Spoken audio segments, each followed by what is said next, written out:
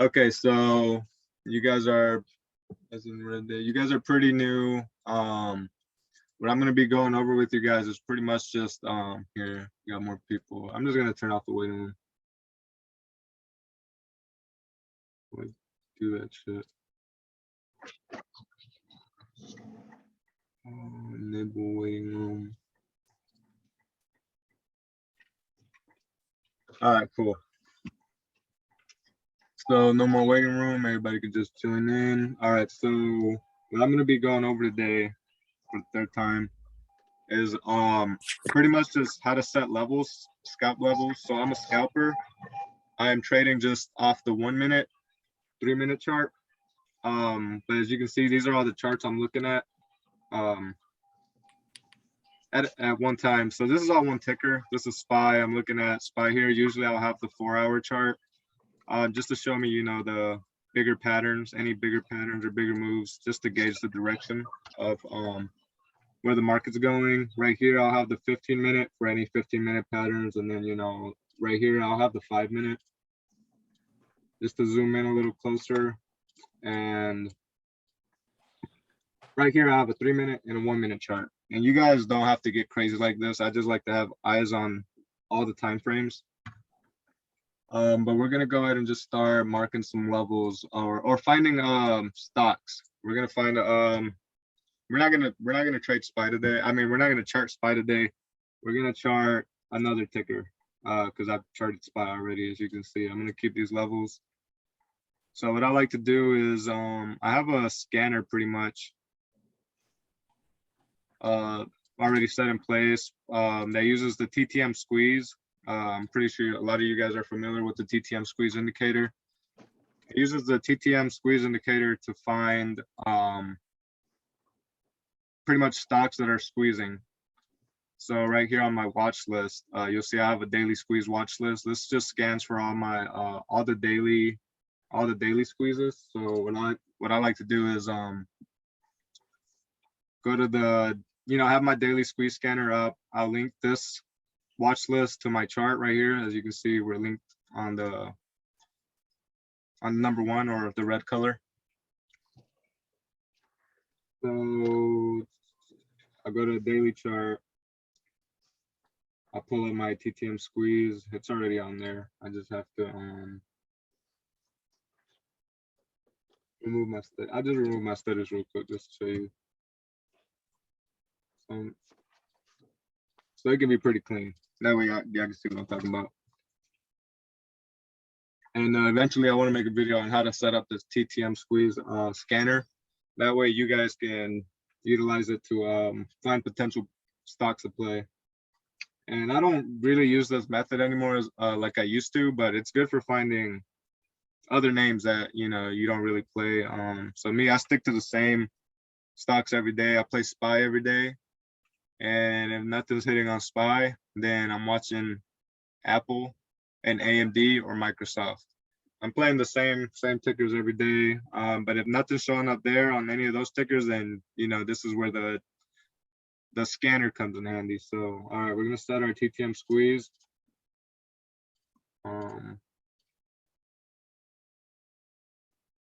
Show studies, go to the daily. So this is your TTM squeeze indicator. And now we're gonna look for squeezes. So squeezes are pretty much all these areas right here where you see the red dots. That pretty much signifies that the stock is squeezing. So that's what I look for. This is what I look for specifically with this scanner. So if you see right here, I like to start from the highest volume stock, which is this one right here. And you can tell that everything on the watch list is going to be red right here, pretty red on the dots. So if I'm just going down my list, all these tickers right here are squeezing. So right here, AMC, you can see AMC squeezing.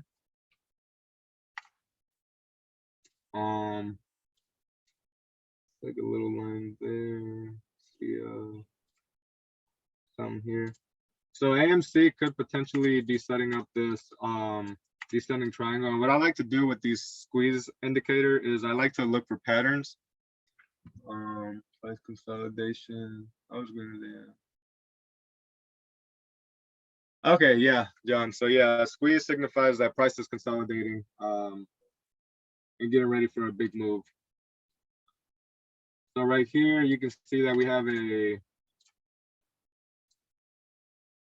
bearish ascending triangle pretty much. So this could break downside.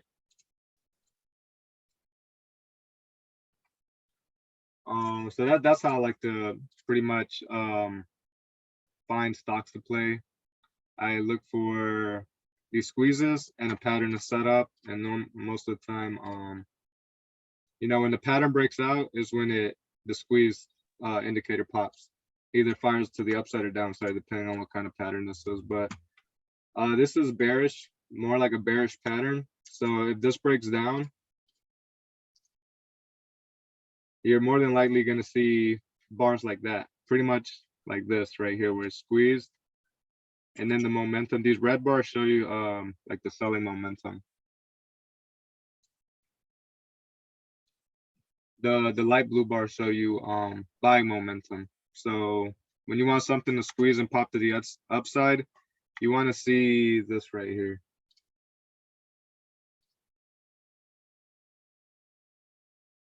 You want to see something like this. Pretty much the momentum dying. When it starts turning yellow, the momentum is slowing down, like the selling momentum, and that means the buying momentum starting to pick up. So when you're looking for bullish setups, you want to see something like this. You want to see squeezes, like some red dots here, like this one. Like this right here, like this example right there, basically. Boom, starting to squeeze, and then it fires these little bars, which means, you know, it popped to the upside. But I don't play AMC, so we're gonna look for a better setup. That was just a quick one that I spotted out. So AMC is squeezing right now on the daily. Right here, and you'll notice when you see these squeezes, you'll see consolidation. You know, there's consolidation right there. So this one could pop upside right here around this area. So nice resistance here.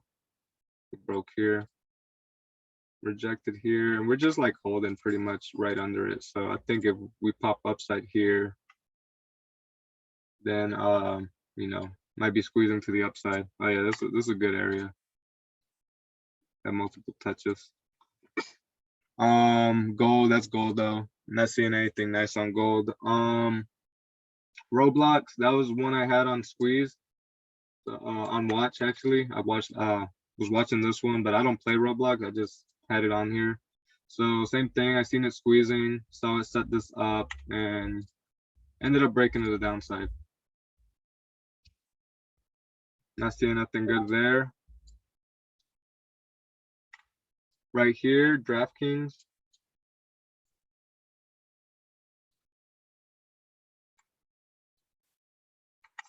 It's forming this fallen wedge pattern. Has a daily gap to fill to the upside here. It's squeezing, but it looks like it's squeezing to the downside. I don't really like it. So fallen wedge patterns are bullish patterns to me. They break upside. So I would be trying to play upside on this. I don't want to take a downside break or squeeze pop on a bullish pattern. Got RIVN. Nothing nice there. That one, Lucid's not doing good. And I'm just scanning, pretty much just going down this whole list. I go down it pretty fast until something really catches my eye. So normally I'll just be like this. Since I know all of these tickers are squeezing, I'm either looking for high volume or known names. I'm not going to play like COVT or TOST or TDOC because I have no clue, you know, who they are. So I'm not going to play something I'm unfamiliar with. I like to stick with strong names like Apple, Microsoft, AMD, SPY, QQQ. They're very liquid. So like this, I'm not even going to bother trying to chart CLVT because they might not even have options, or their options might be shit. Snow right here, you can see we're squeezing to the upside.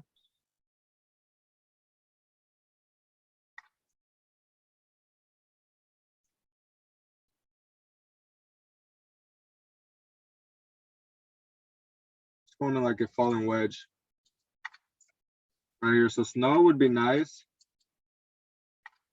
but I would want to wait for it to come back around up here to take the upside break. I think it still has time, you know, to go before it takes the upside break here. I don't really play snow though, so that's just a nice falling wedge pattern that I just was able to spot out. Why there? Okay, so we'll go back to snow real quick. Why there? So these patterns, pretty much, just my emails and shit. Here, let me pull up Google.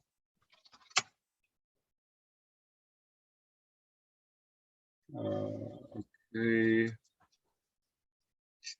Falling wedge. So one thing I preach a lot about on is knowing your patterns. Get familiar with your patterns, because these are proven, you know. So just look at this and just look at textbook example.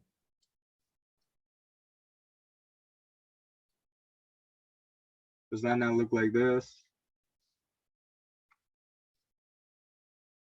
The falling wedge. They always break upside for the most part. So these are bullish patterns. So this is why I would say there.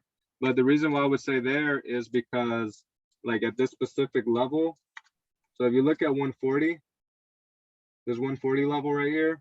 If you were just to take a straight line and go up like that, you would see that there's a rejection here and a rejection here.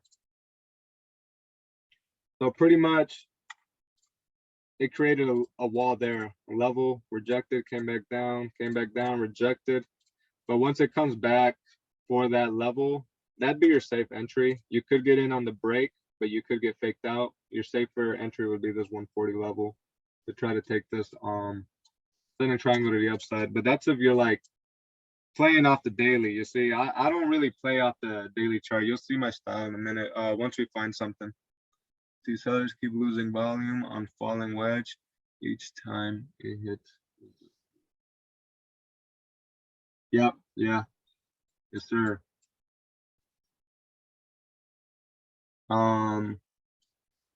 Okay, so snow is not one I like because I don't play it. And no, most of the time I don't even go down all this. We'll look at some of these names, like we'll look at shop because everybody knows shop. So if you see shop right here, we were squeezing, right? But we ended up breaking downside on this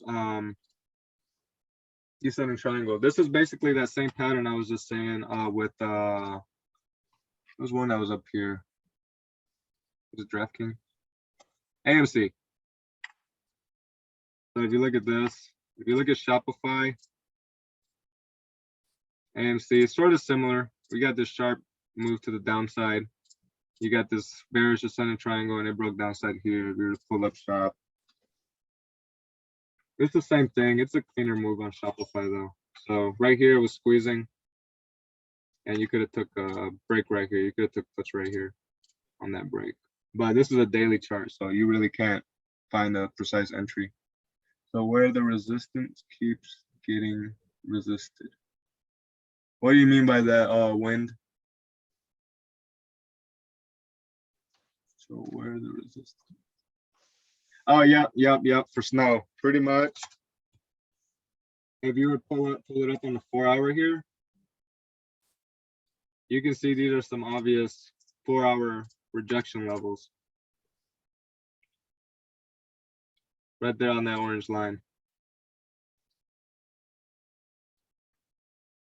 If I turn off, highlight it. You can see we rejected here, rejected here. So there's pretty much a wall right there. Really more like a zone, because if you were to draw like a level here, pretty much it would need to blow through this zone.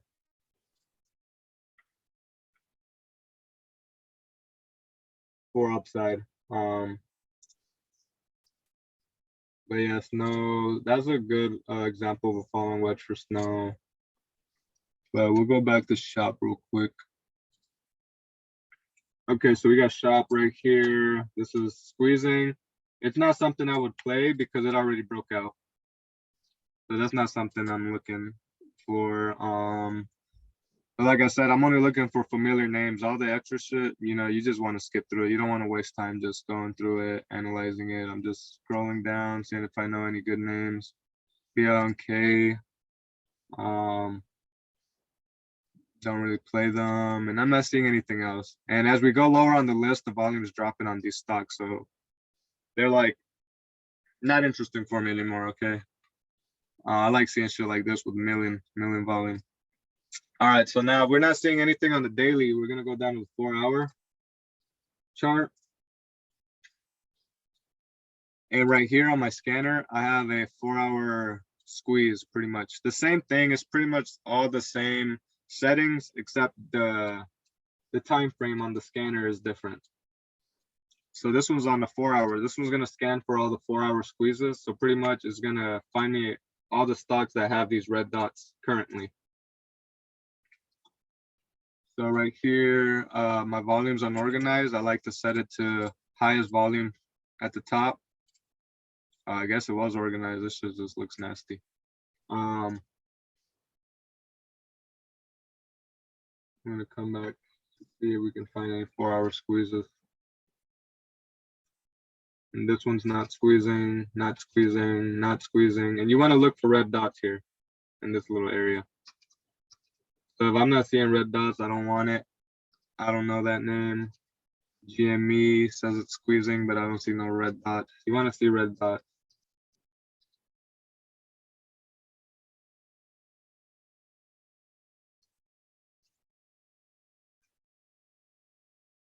Kellogg's, don't fucking play Kellogg's. I'm not seeing anything else. So we're just going through this. And this is just to find pretty much backup watch list. I'll show you guys whatchamacallit. I'll show you guys how to make levels. If we don't find anything on the squeeze scanner, then you can fall back to your regular Apple, AMD, Microsoft, whatever ticker you really like to play. If you set the levels for them, you can play them all day, every day. They don't even got to squeeze or set up much. If that makes any sense. I probably just went retarded right there. But yeah, so we're not gonna worry if we don't find any 4-hour squeezes here. We're not gonna worry if we don't find any good squeezing setups. So we'll do it again, and I have it set for 4-hour squeeze with unextended hours and 4-hour squeeze with no unextended hours. I don't know why they spit out two different like sets of tickers. So I try to look at everything.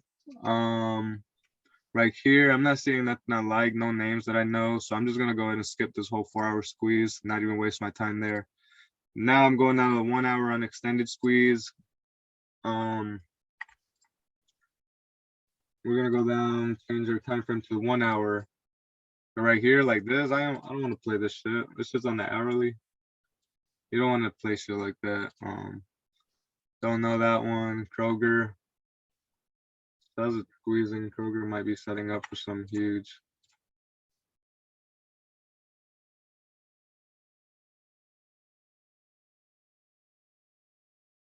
Yeah, Kroger looks pretty straight above 51.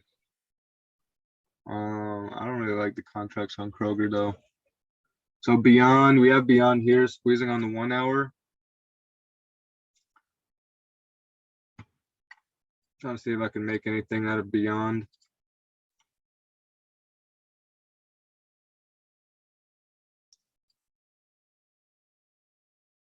So Beyond's in this channel. This 1 hour channel. We can see it possibly breaking up around here to retest the top of this channel again. possibly even break it to the upside. Beyond's not one I really play anymore. I used to at the beginning, but this shit got beat the fuck down, like hard. So huge fucking, look at that shit. A big move coming. It looks like it. This is a daily. Imagine that shit. We just break out of this fucking daily channel on Beyond. We're like right there too, right at the trend line. That's gonna be crazy. Daily squeezing too. Huh. I'll keep an eye on that.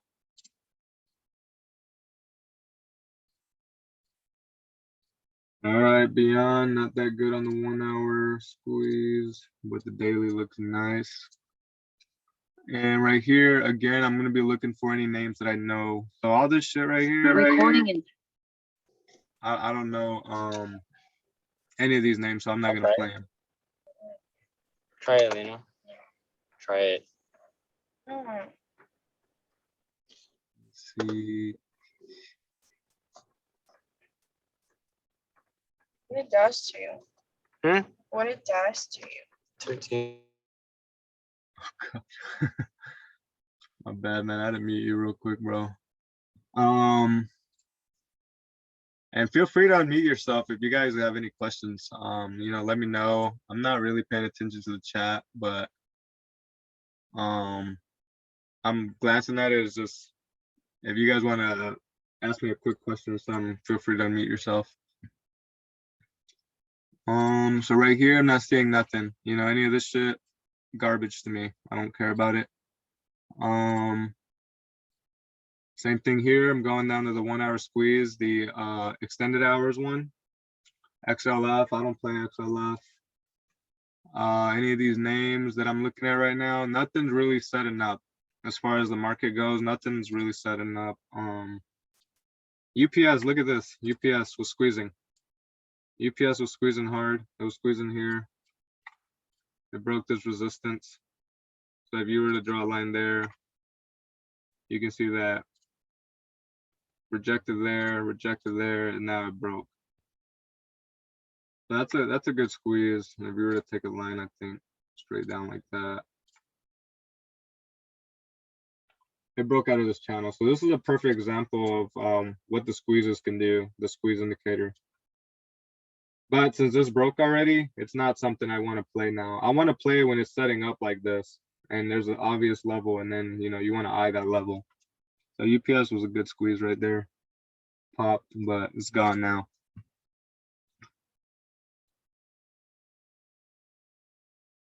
We're going down PNC. I don't play PNC.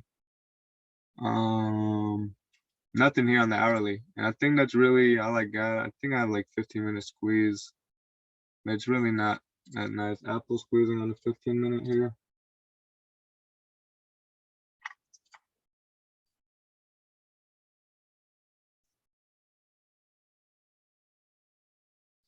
Let's see if I can make something out of this. Okay, I think Apple's setting up something here. So Apple's setting up this falling wedge pattern. I'm gonna keep my eye on this one.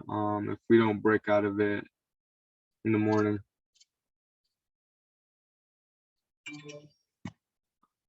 Or before, you know, like during pre-market. So Apple has these huge daily gaps to fill. Let's see where it's at as far as over here.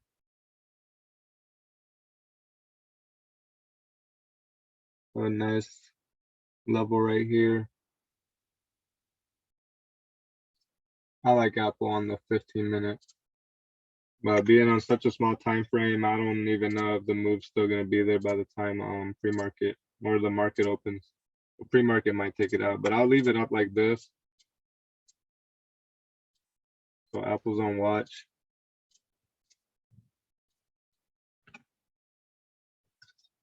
For tomorrow, to play for tomorrow right here. So this is what I do. I find.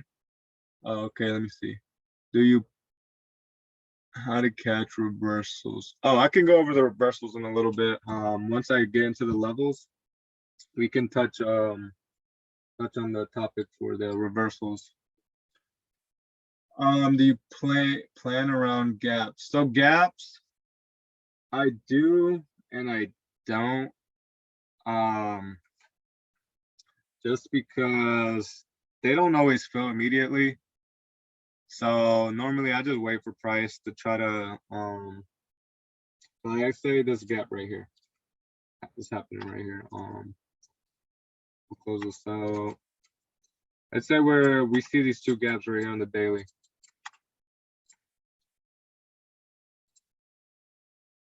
Let me change my boxes.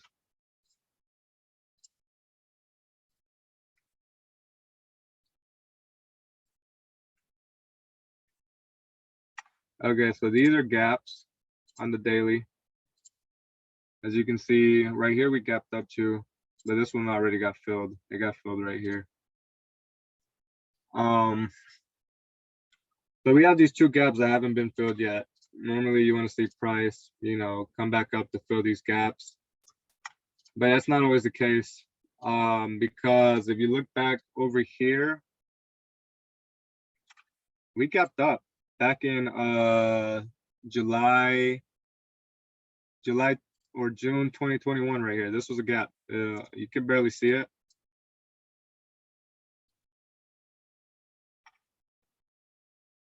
But it's there. And guess what? We did not fill this gap until recently, like literally like last week, maybe 2 weeks ago. We just filled it like right here. So that's the thing with gaps. It's just the question is when is it gonna get filled? Sometimes they don't ever get filled, yeah, but like Baba is a nasty one. If you look at Baba on the daily, look at all these gaps. Baba is not something you want to play for gap fills because it's just gap after gap after gap. None of these gaps are gonna get filled. Like, but I think like for the most part, these bigger stocks, bigger names, they do eventually get filled. So does the time frame indicate how long that squeeze will be? So to answer your question, so does the time frame indicate how long that squeeze will be? So pretty much, yeah. So if you're looking at like 5-minute squeezes, let's say Apple, for example. And I think we're done as far as now we'll run through these 15-minute squeezes one last time because I was able to pull Apple off that for potential play tomorrow. And then we'll chart some Apple levels after that. Go over the scalping entries and all that good stuff. So we don't spend too much time trying to look for setups. So all right, so if you were to pull up Apple on the 5-minute, I'll turn on highlighted extended. I'm trying to find a good example.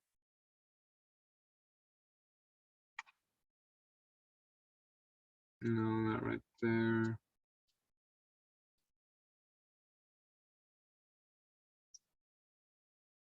Okay, right here.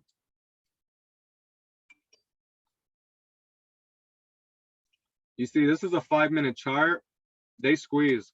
They can squeeze too. You can take 5-minute squeezes, make money off them. So in this case, what I would have noticed is the squeeze happening. I would have noticed like this symmetrical triangle. And then right here,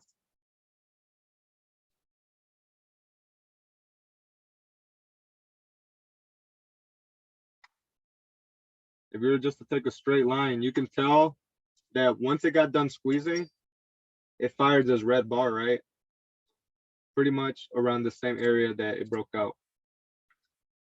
So yeah, time frame does indicate how long the squeeze would be. In a way, I would say more of the consolidation will indicate how long the squeeze would be. So like right here, it's consolidating. So then that's when it started squeezing. And then once it broke out of the consolidation, that's when it broke out of the squeeze. And then all this seller momentum pulled in as we're, you know, selling off. So I like to combine patterns with squeezes. That's one of my favorite ways to use the squeeze indicator. So this is a really good setup right there. You have this consolidation, squeeze, and you know, break to the downside, fire to the downside on the squeeze indicator. We'll find another quick 5-minute squeeze. Gotta find another good one. I wouldn't really say that one's a nice one. And just for the record, I don't rely on the TTM squeeze at all. I leave it up for things that set up like this. So not every pattern, not every trade is going to be a squeeze. If you're just out here looking for straight squeezes, you're going to miss so many opportunities. So I can take trades off the 5-minute squeeze. That does. G Blanco. So yeah, you can take squeeze off the 5 minutes. I think 5 minutes is the last level you should be taking squeezes at. You shouldn't be taking them on the 1 minute, although I do take them on the 1 minute sometimes, but my style is really fast as a scalper. It's just depends on your style. You could take the 4-hour daily squeezes. Those moves are gonna last longer. So like here, you know, let's say this was a daily time frame. If this was a daily time frame, all these would be daily candles, right? So this would be 1 day. And pretty much, yeah, if it breaks out, because it is a bigger pattern and a bigger squeeze, the move is going to last longer. So that's where, you know, you'll take your swings off the higher time frame squeezes. But when you're playing like just intraday, you wait for a pattern to set up, a squeeze, and just scalp it. Just boom, quick profit, you know, get in the break here. Depending on where your levels are, you know, take profit. But yeah, again, don't solely rely on just looking for squeeze setups, because you're gonna miss a lot of opportunities. Like right here, I'm seeing some opportunities that aren't squeezing. Like right here, you have a bull flag. How many of you guys are familiar with bull flag patterns? I think they're one of the simplest ones. They pop up so often.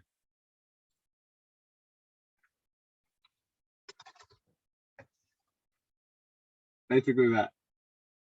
See, same shit. And if you're just to keep looking at bull flags, it's literally just a flagpole.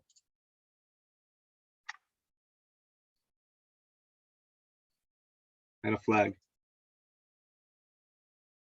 And you're entering on the break of the flag. But as you can see, we're not squeezing anywhere around here. This TTM squeeze indicator is showing that there's momentum to the upside, but it's not squeezing. I think the last time it squeezed was right before the open right here on this pop. So like I said, if you're just looking for straight squeezes, you're gonna miss a lot of these moves. So that's one move that could have happened. Here's like another one. You probably could have took. It's really sloppy. Same thing, it's a bull flag. It's just a bigger bull flag. Using this as the pole. Could have entered breaks here. But as you can see right here, we're not even squeezing. Right here, we did squeeze a little bit, but it's not really a setup.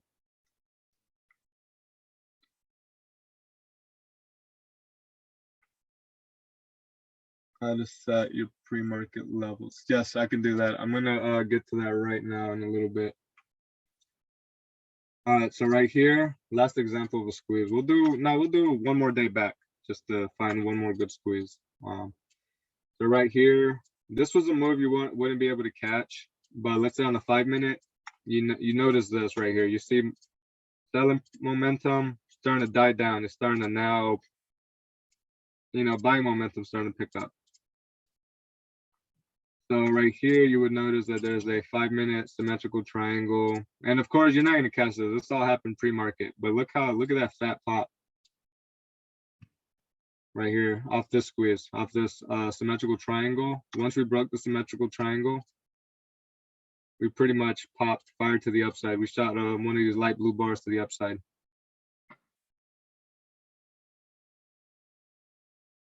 And we'll find one more squeeze example.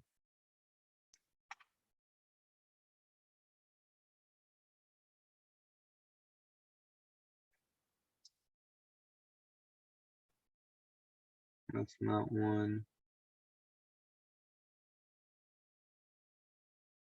Yeah. So many moves I'm seeing that you could miss, like trying to watch for a squeeze, like this one right here. You miss this, full flag. You can miss this pennant.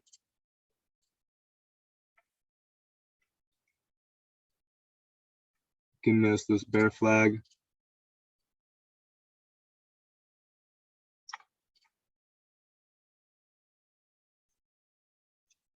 Show up on the 5 minute. Okay, so yeah, you said when you look at the squeeze in the 5 minute, it will only show up on the 5 minute chart. Yes, yes. So rarely because daily is one more 5 minute.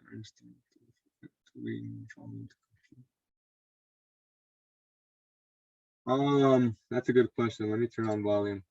So me personally, I have volume on. I probably shouldn't be saying this, but I don't use volume like that or look at it. I'm more of a price action trader. I look at just price action or how the candles are acting near at my levels. So we'll turn on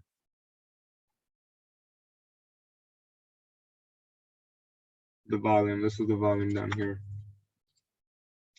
Let's see. I wanted Tommy's question real quick. When you look at 5 minute squeezes, so when you look at the 5 minute squeezes, it could be squeezing on multiple time frames. So if you look at you know, one thing squeezing on the 5 minute, it could also be squeezing on the 15 minute. I have this other thing that I have right here that'll show you all the squeezes, basically everything that's squeezing.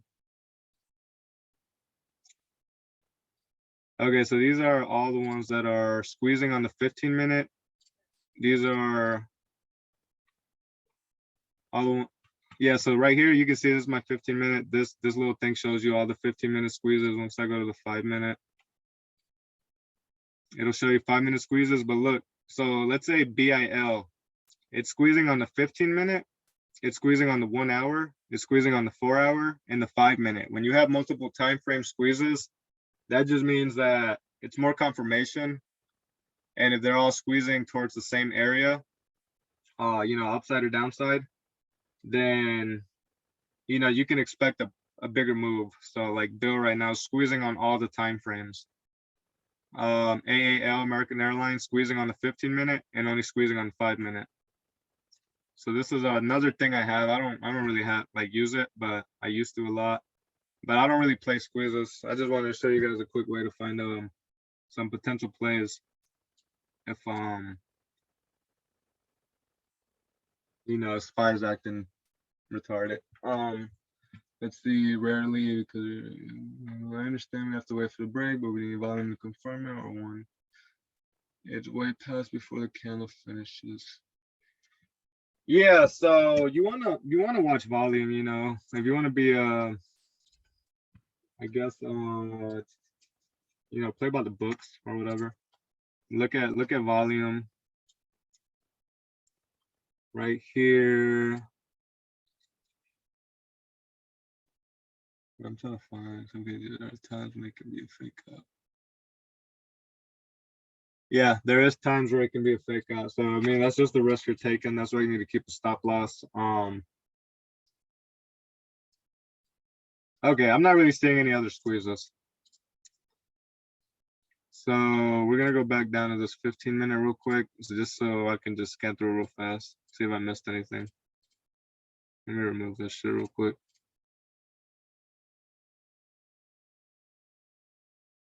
Damn it.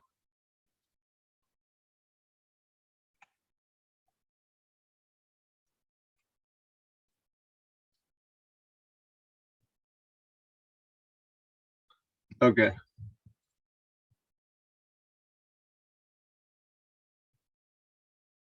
So we're looking at 15 minute squeezes right now. I'm just gonna scan through this real fast just to see if I can find any good little setup. So Apple's a good name on here. I think we already have that. We already have that fallen wedge. And a big move coming, I think, right here. And we busted that trend line that we've been rejecting for the past 1, 2, 3 days. We're going up.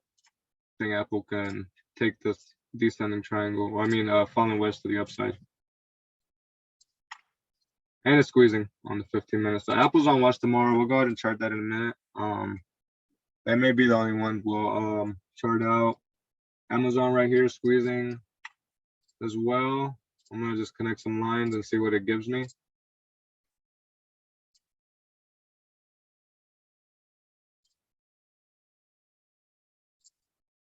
I want to say it's like a symmetrical triangle here.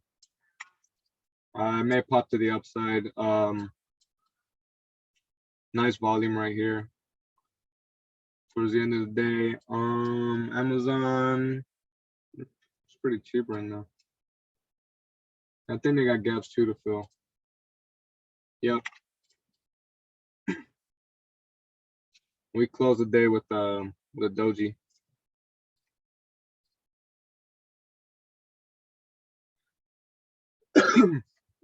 So we could potentially bounce. And if you look at Amazon right here,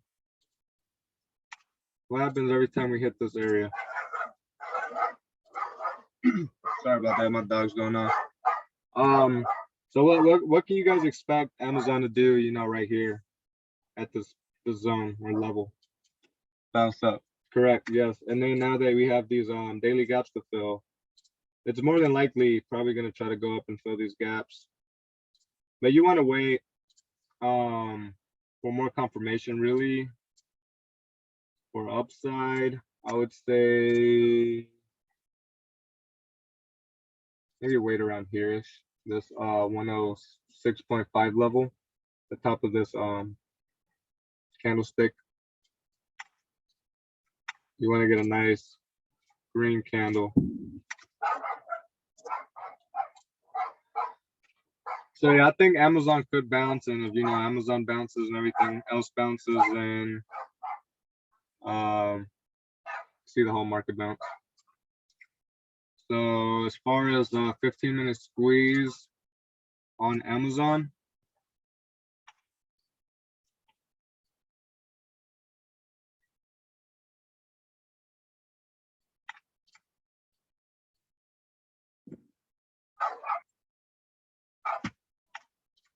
we're gonna have to hold pretty much. We gotta hold the zone. We have to hold above 103 and not, you know, not let it fall any lower in order for Amazon to actually bounce. And if it breaks this zone right here, it's gonna be bad. But it's forming like a cup, like an inverse cup right here. I don't know if you guys are familiar. How did I draw that zone again? Okay, so the way I draw my zones, and we'll do this quick. It's like a whole different topic, but it's pretty simple. So if we were to go like on a daily chart,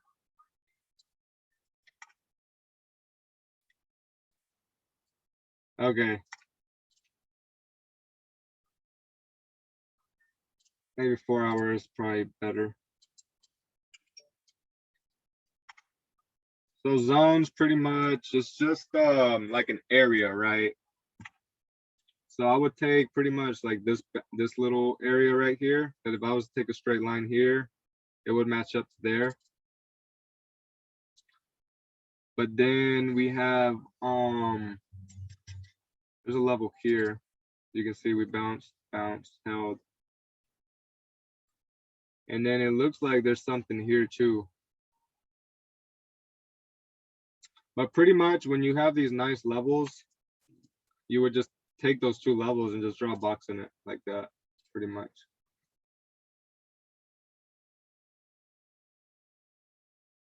If that makes any sense. I'm trying to see.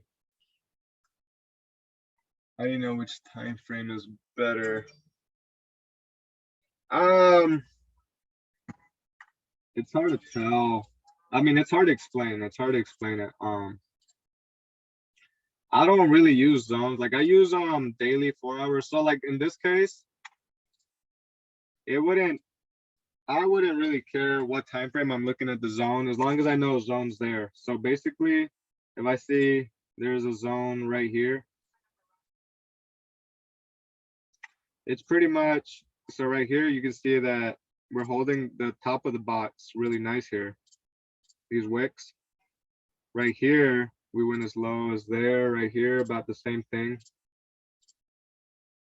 And then right here, we broke up it. So pretty much, you're not taking anything in here.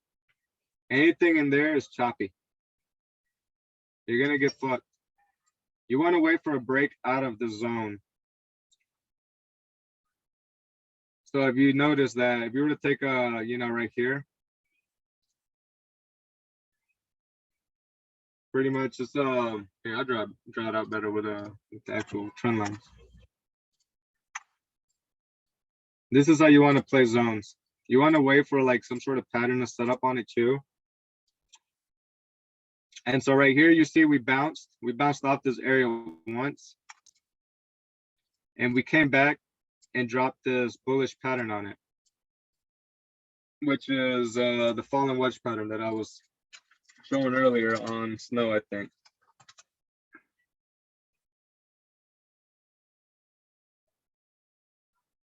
So it's basically this is this. So this is where you would enter. You want to take your entry on the break of the zone.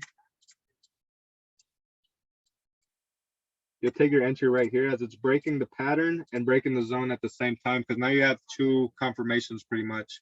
You have the break of the pattern and you have the break of the zone. So two breakouts in one area right here. That's golden. But when you're looking at it from like a 1 minute perspective, it looks like this.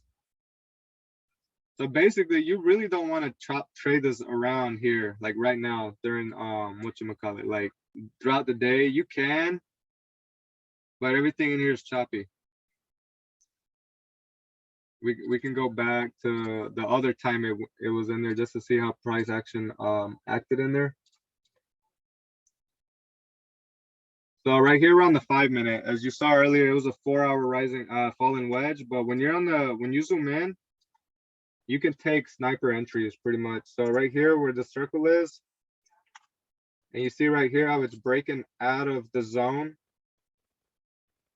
and breaking out of the pattern, that's where you would enter some calls.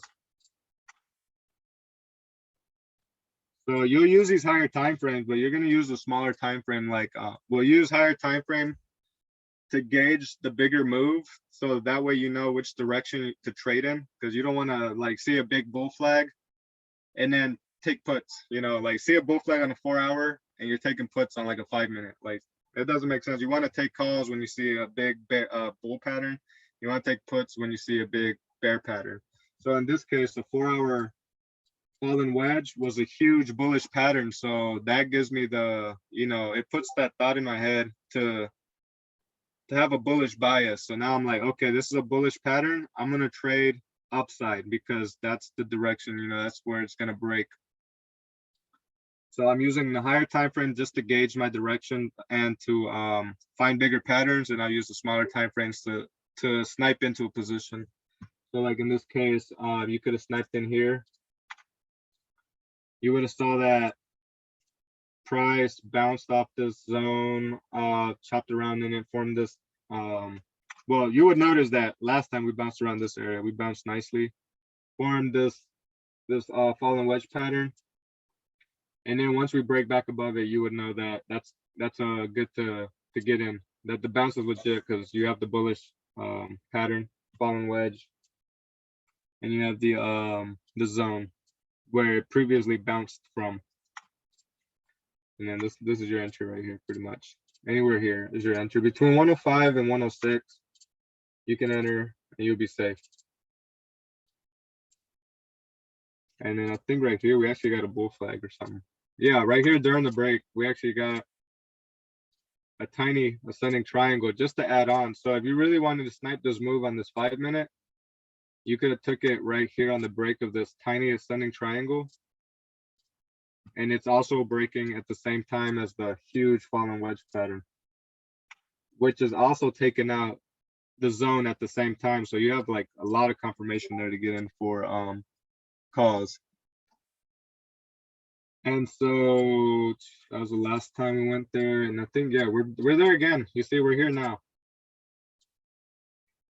We really just have to wait for a pattern to set up. So really, I'm not seeing nothing I like other than maybe not even that. Yeah, I don't even like that. So Amazon's off the table for now. I just want to go over the little zone thing. Right here, AMD was nice. AMD on the daily, I had nice levels for this. That shit ended up gapping down. I was trying to play this morning. Fucking gap down. I'm not able to play that. Let's see what it looks like on the 15-minute. And we're almost done with looking at the watch list, going through the watch list. And then that way we can just hop right into the marking of levels. So 15-minute AMD, the only thing I see on AMD would be this, pretty much. I think AMD, yeah, we can break this trend line because we rejected here, rejected here, rejected here. Now it looks like it's trying to take upside. If we can break upside there, I think it'll be nice. Not really like an AMD though, nothing setting up. I think Apple is probably the best one. Let's see, Nvidia. See, Nvidia squeezing too, and all of these are doing the same thing. So if you look at AMD, it literally doing the same thing right here. So all right, just keep an eye on this.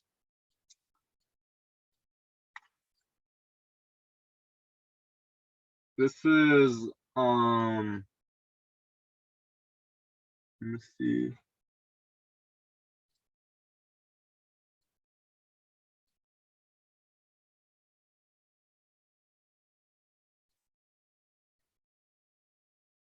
Shit, my bad. Okay, so that's AMD. No, that's Nvidia. Now look at AMD. In 15 minutes.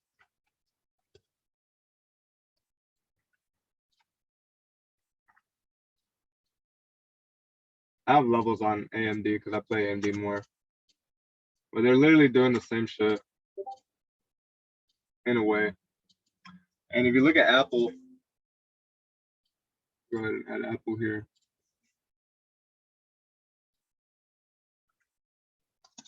Apple's doing the same thing. All these stocks are basically doing the same thing.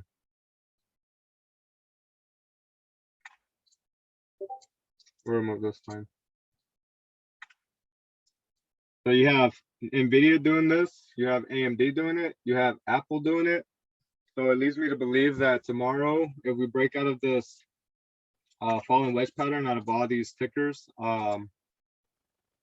then we could see some upside tomorrow, just because we are seeing a bullish reversal pattern on all these tickers that SPY and QQQ tracks heavily. So if you guys aren't familiar with you know how SPY works, it pretty much is like an ETF or a basket of stocks, which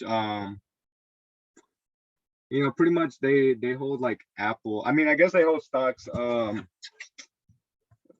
what am I trying to say here? Somebody help me out. I know you guys know what I'm talking about. So SPY is like heavily influenced by Apple, Microsoft, AMD, Nvidia, Shopify, Amazon. If you look at SPY holdings,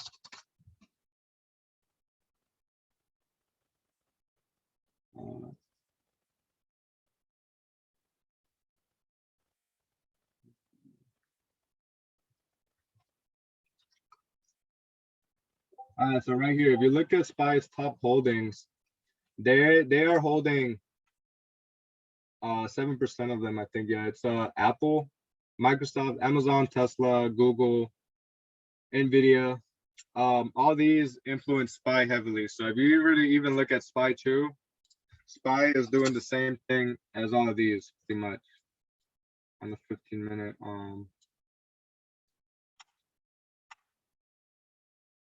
Pretty much this right here. I'll have to pull up a clean chart.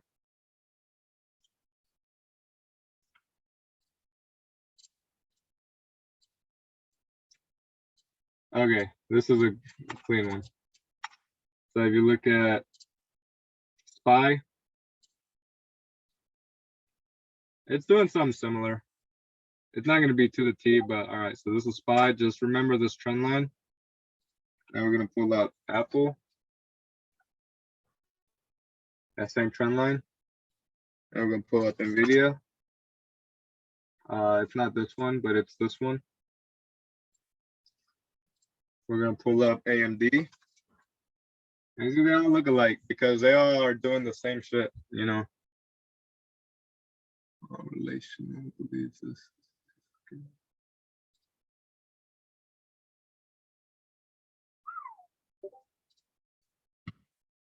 Okay, so yeah, right now I'm thinking that we could go up, even shit that fucking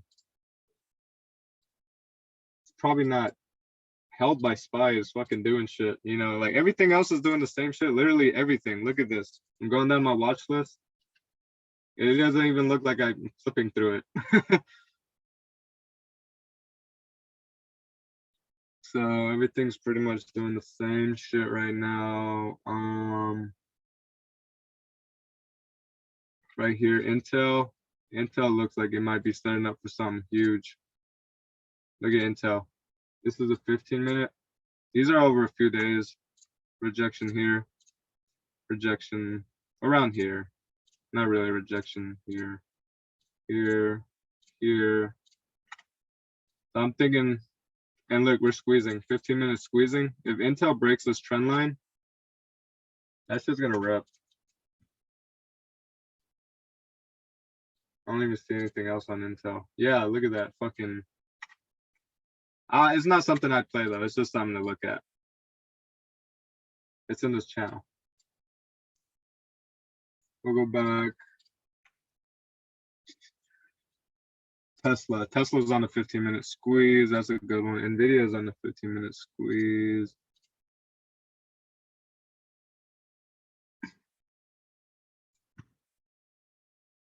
Yeah. Everything fucking, look at this shit. Hold on.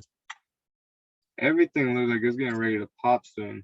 So even Snapchat, look at that fucking trend line on Snapchat.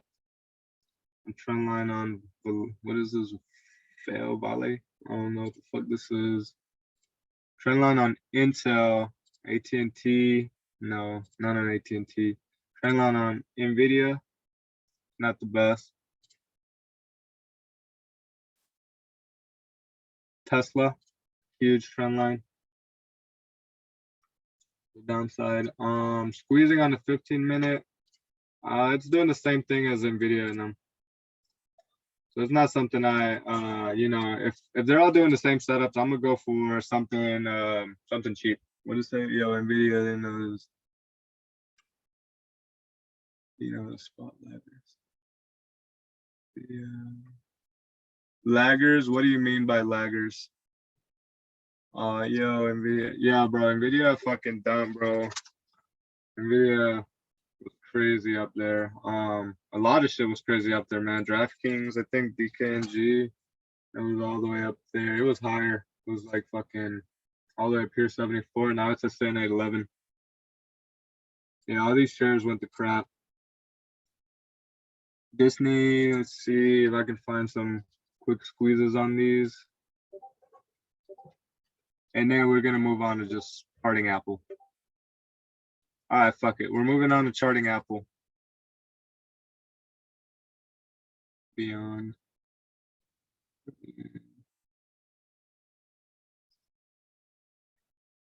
Yeah, I'm not liking anything else. Okay, fuck that. We're going to Apple. Who will pop first and other ones will follow? Pretty much, yeah, that's how it is. I think Apple is one of the first ones to be popping, and then usually I think, yeah, Apple will pop and then SPY will like follow right after.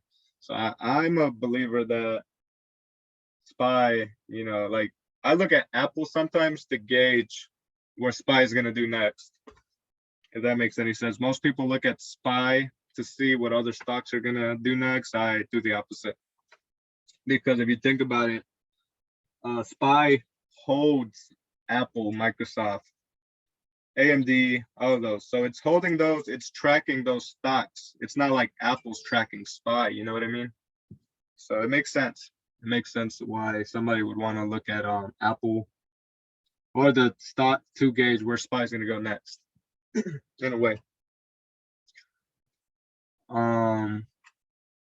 All right, so now we have Apple. This is gonna be our setup for tomorrow. If we don't pop upside, we're gonna be looking at Apple, and I'll be having SPY alongside. So, okay, we're gonna start the market and levels, and then we can go over the entries, exits, stop loss, you know, take profits, trim levels, and reversals and all that. So this might last another 30 minutes, maybe 35 minutes. Let's get it.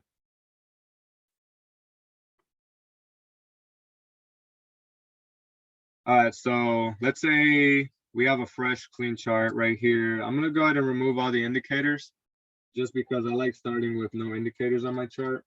So I'm gonna go to studies, remove all studies. I also have the option to hide it. I should have just chose that.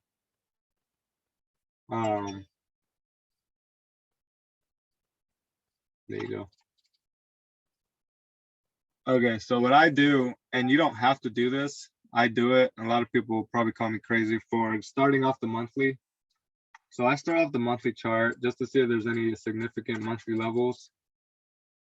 And I don't want to pull too many levels off the monthlies because, you know, those levels, you can see them on the weekly and on the daily. So what I do, I start off the monthly, I make my line green. I have a green dotted line. That's gonna identify my monthly levels. And so once I set the color, I delete the line. And now the way I set my levels is, you see this crosshair tool. I take my crosshair tool and I'm slowly just going up like this and finding areas where a straight line like perfectly goes, like where it looks nice. I wouldn't know how to explain it. Or where the candles just rest nicely on a straight line. So like here, like if I was to go straight right here, this is a good monthly level for me. I would say so, around right here. So I would put a monthly there. Why? Because just look at it. It just looks really nice here. There's definitely some sort of support right there on the monthly time frame. And so I'll do the same thing. I'm still going up. I'm trying to find these nice little areas. I would say here's another one. And they don't have to be on point. Just try to get it as nice as you can. So then I marked this one. The reason why I put it there is because there's a rejection here. The body of this candle sitting nicely there, sitting nicely here. These wicks right here are sitting nicely on it. And like I said, it don't have to be exact level. Don't waste your time trying to get it perfect to the perfect set, because really when it comes to levels, it's a general area. It's not an exact level.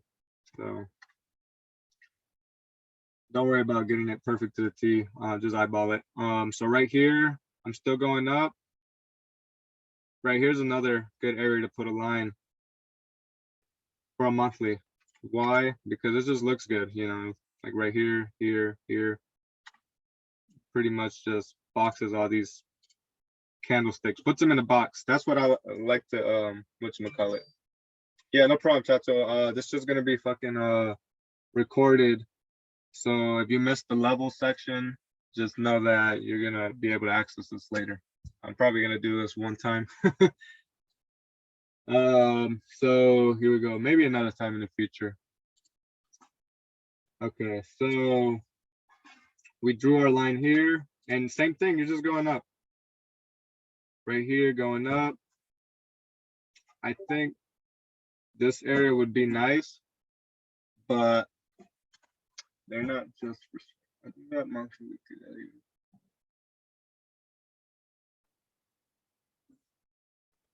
Yeah, it helps with scalping. These levels are fucking beautiful for scalping. So even though these are monthly levels, I'm not playing, you know, I'm not holding for a few hours. I don't even day trade. I just scalp. So you'll see what I'm talking about once you mark enough levels. John knows. I'm assuming he does the same thing. So all right, so we're gonna keep going. We're gonna find the next good area right here. Why is this area nice? because you have a wick rejection there, wick rejection here, and you can do wicks and bodies. As long as you can put a straight line on it, if it looks beautiful. Yeah, a lot of touches. It doesn't have to be that many touches though. And I'll show you what I mean in a minute. So right here, yeah, a lot of touches. I think you were probably answering my question. 2 or 3 touches, at least more touches. Yeah, more touches on the smaller time frame. On these monthly, those don't monthly, weekly levels, you don't need more than 1 touch really. It helps to have it, but just find one nice level. So again, I'm going up. This is the next area I can put a line at because it sits nicely. These 2 candlesticks sit nicely right here on this line. So you can add a level there. Monthly level there. You're going up. I like one right here. Around here.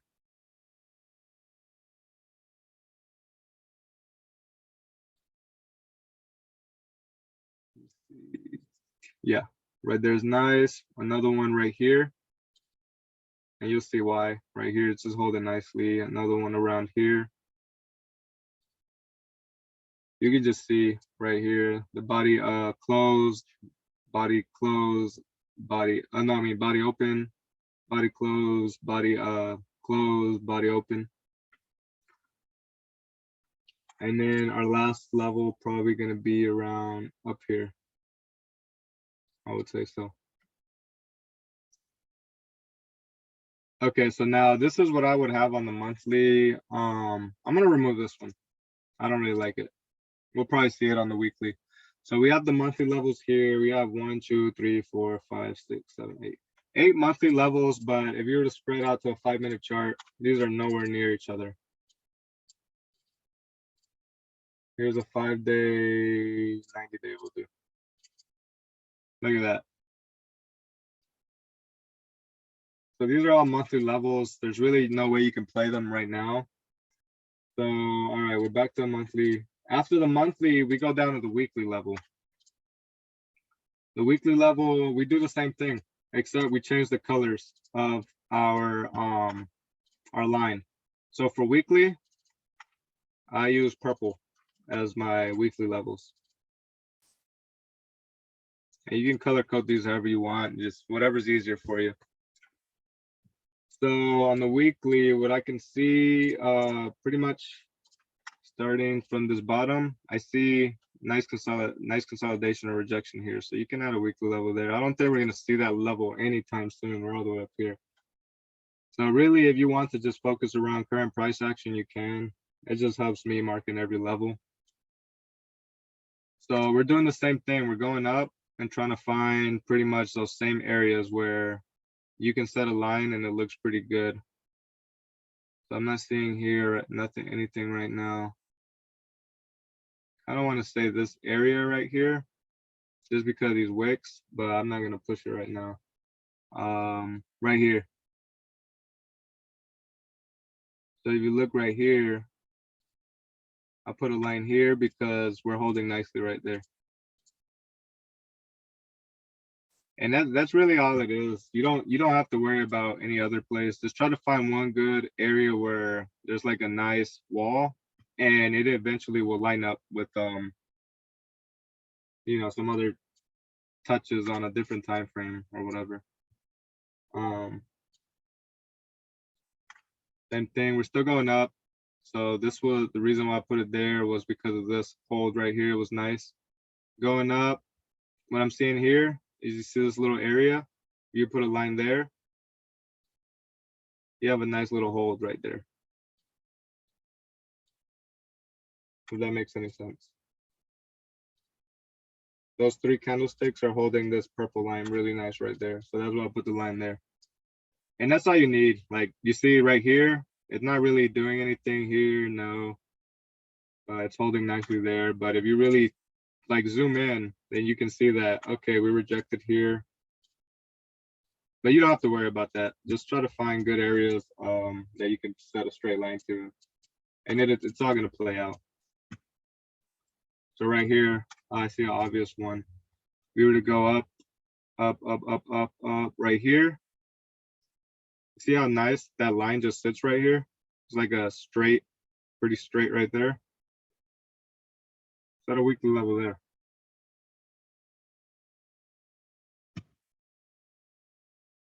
You guys can see why I set it there, right?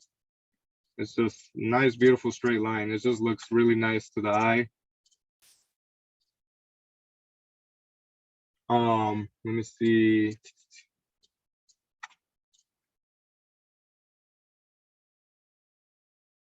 Right here, we had a rejection. I'm not really liking this area right here, so I'm gonna skip that. All right, so right here, added a line. My reason for here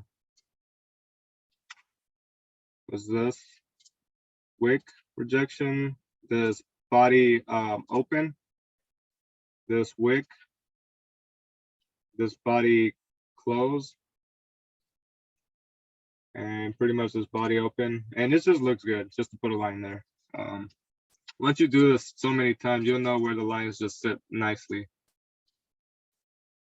Don't worry about getting all the levels, you know. If you miss them, it's okay. As long as you have something.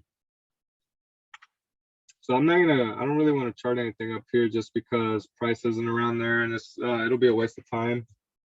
So I'm just gonna try to make sure I didn't miss anything else around here. So now the general area that I'm focused on is gonna be around here because that's where price is around. So anywhere between these levels. So we're still in the weekly.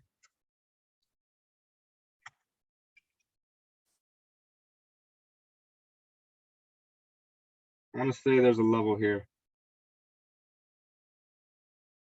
And reason why, yeah, I think I'm going to put a level here because you can see that we're rejected here on the wick and it's just holding nicely, just holding these candlesticks pretty nice right there.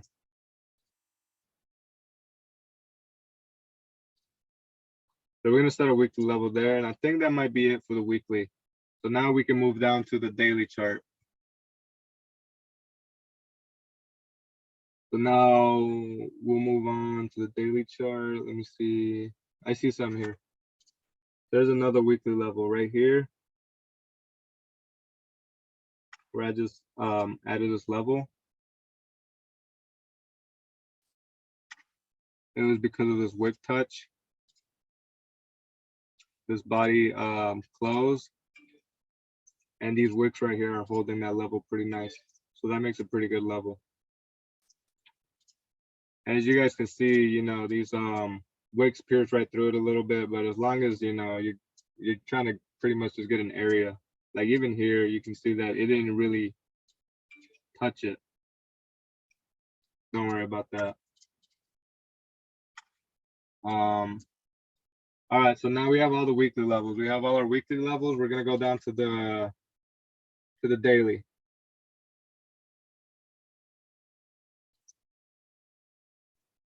So now we're on the daily, right? Now you really don't have to worry about anything up here. Just worry about, yeah, where price is or where it can go within, you know, the week, the upcoming week or so. So right here, we're on the daily. We're doing the same thing. I'm gonna change this to a daily with the max time available. So it's the same thing. I'm changing my line here to yellow. So now all my daily levels are yellow. Right here, we made a yellow. And you're doing the same thing. You're just running your straight line right here. Good level. Look at that. You can just see it's just like a block. It like makes a flat top right here. Put on there. See how it's just flat tops? It just kind of rejects that level perfectly. That's what you want to see when you're making your levels. So if we were to come up here, try to look for a straight line. Like right here, you see this area? Look, if I had a straight line, look how beautifully it just sits right on that level. Right here too, look where it rejected. And then right here it broke under it. Trying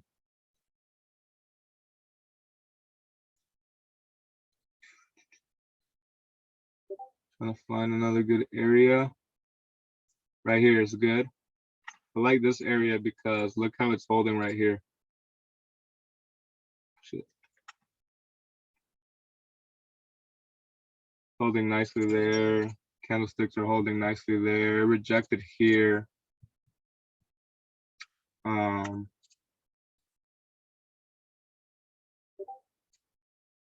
yeah, I like to put a daily level right there. I think it's good. And do you need to make adjustments after each day? So no, not really. After each day, you'll have your level set, but depending on how much you draw on your charts, you may have to clear them out like once a week and redo your levels. I clear mine out every day. I redo mine every day, but that's just because I draw so much on my charts.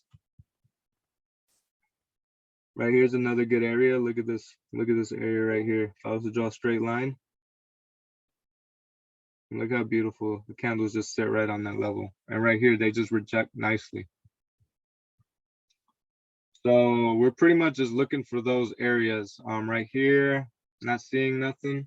No point of even going all the way down here because we're not going to see that anytime soon. So right here, this is a tip I like to use. I use this sidebar right here. It shows you where the price is. So anything around here is where current price is. So you can try to focus on marking those levels. So again, we're going up right here.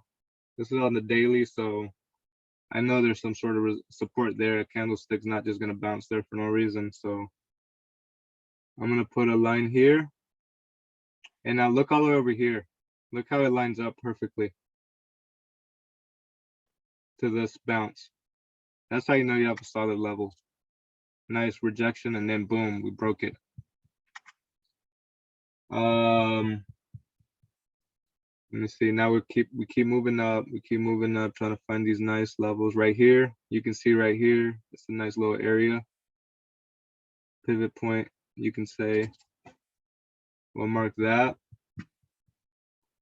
Right here, if you were to take a straight line on these 3 touches, about right there-ish.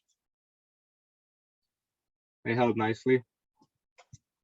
Right here on the top of here, you can draw a straight line and you'll see that price rejected that line nicely. Does this make sense to you guys? By any chance, the way I'm charting, or the touches, or the boxes, or the flat tops? It's normal, bro. Don't worry. Dang, I try to look this.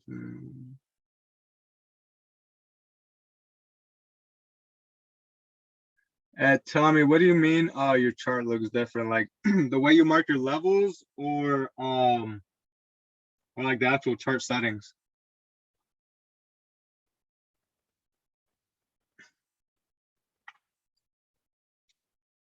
I also have a super ultra wide like monitor, so it's not ultra wide, but it's like a 34-inch ultra wide. So I don't know if that makes a difference on how the charts look. All right, so back to marking these levels. We're going up. So right here, you can see that these candlesticks hold this level nicely right here. So I kind of want to put a level here. I think it might be better on the 4-hour chart, but I think it'll still work out. So I'm going to mark a level here-ish.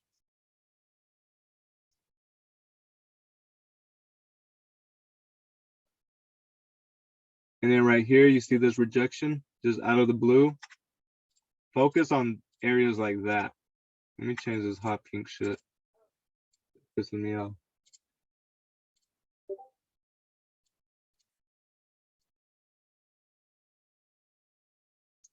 And then once we mark these levels, I'll show you how to play these levels. So you see this fucking thing has to do. Get that 49 curve one. Yeah, that 49 would be crazy. I only got the 34, but I think the 34 is more than enough. because I can have literally all my charts on it. But you see this, you don't want to miss stuff like that. You just mark a line on it. It's gonna lead somewhere because it's not just the resistance out of nowhere. So mark that on your daily. And then you trace it back. I'm sure you can trace it back to something. So right here, the same exact level is right here. It's this level right here. You see how it's holding these candlesticks nicely? And then we are almost through charting Apple. Pretty through. So now we'll go up. I see a level here because you see a rejection here. You see a wick rejection. I'm just going to go ahead and mark that level.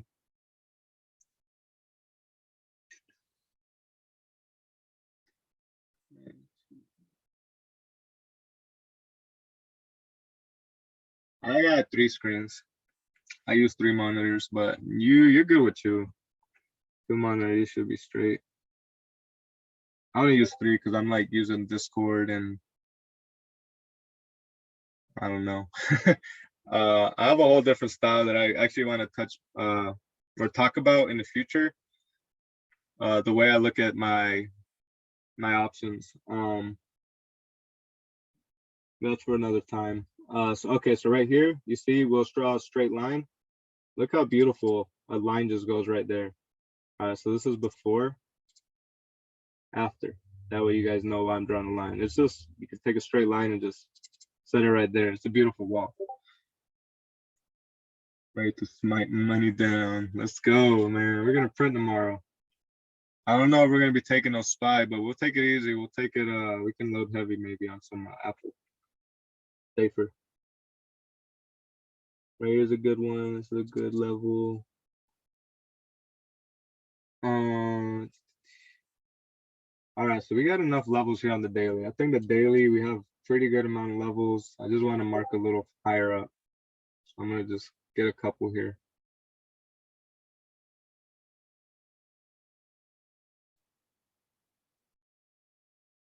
On there.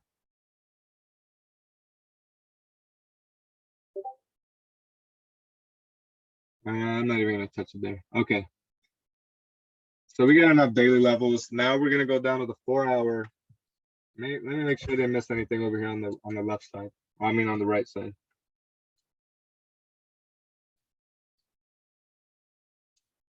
Yeah, okay. I would have missed a little bit of things. So right here is an obvious level. If you were to take a straight line, you have touches here, here, here, and here. Beautiful level right there.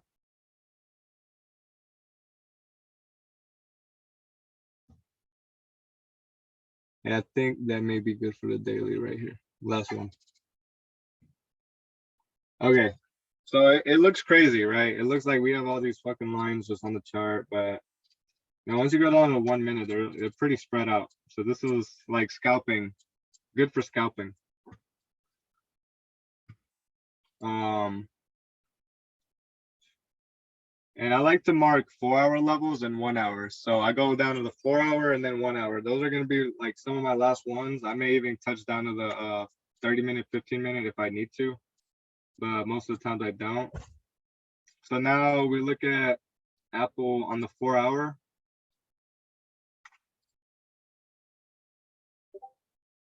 You can see how these levels are respecting. Like right here, you have a 4-hour rise and wedge. It rejected this level right here. You could have took shorts on the break of this daily level and, you know, make profit. So these levels are pretty fire. Especially combined with patterns. So let's finish just marking these 4-hour levels. And then we'll go into how to use these levels for scalping. Or how I use the levels for scalping at least, because you know, you can use them different ways. So here I'm seeing a resistance just out the blue, but it's nice and squared up at the top. So I'm gonna make a line there. I'm gonna change this one to orange because it's a 4-hour level now. So right there, you can see that we held nicely there. Had some nice bounces here, rejection here. So this orange level is beautiful. I see that we were to take a straight line here. This would be a nice area as well. Just sometimes you just gotta see it. I don't know how to explain this one, but it's just, I don't know. It looks like a good pivot point.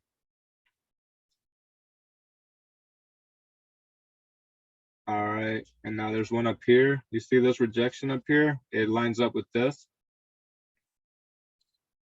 That's a good 4-hour level.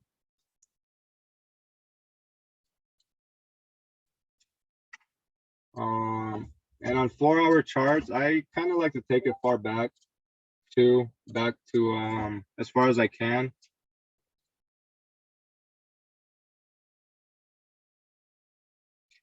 So right now, this is the area basically where we can pull some levels, because that's where it currently prices around. So I really just want to focus down, and we'll just take this whole area right here. I want to just make sure we didn't miss anything. So if you see that, you can see that these levels are respected even all the way here in the past. Sometimes you will miss them though, so you want to go back and grab them, like right here.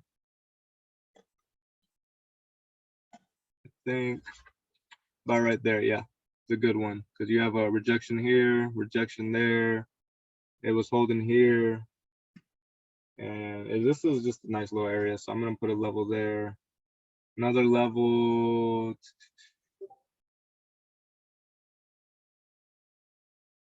Got another level there. It just looks good. I don't know why. Like I said, once you do this for a long while, you'll know where the good levels are going to be at. You won't have to overthink them. Because once you start overthinking them, that's where it gets bad. When you're like, damn, is this a good level? So you really don't want to overthink them either. Right here looks like a pretty good 4-hour level. Maybe. I'm debating on it. Let's say about right here. Maybe one right there.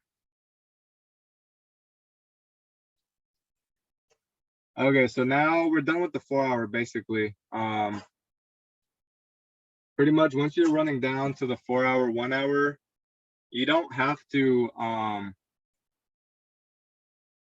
you start adding less levels. Like it'll be less and less levels needed. So you won't have to add as much every time you keep going, stepping down. So we'll go down to the 1 hour just to make sure we didn't miss anything. Right here, you can see on the hourly that I didn't catch on the daily. We have this nice, if I was to turn off after extended hours, you can see if I was to draw a straight line here, these candle wicks hold nicely. So this is a good level right there. So we missed that. See, and this is why it's good to keep, just to go down the time frames to make sure you didn't miss anything. Here, another one, if I was to take a straight line there, put a level there, we missed that. Right here, you see this whole, all these touches, straight line there, we missed that. Showed up on the hourly though. Now it's beautiful. We fill that space in. This daily could be adjusted just slightly. All right, there, and then you'll know how to adjust your levels too to make them better. So we have a pretty good amount of levels now.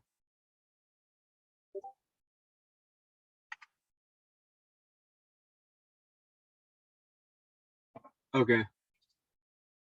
Let me just do the 360-day thing real quick just to make sure I didn't miss anything from far back.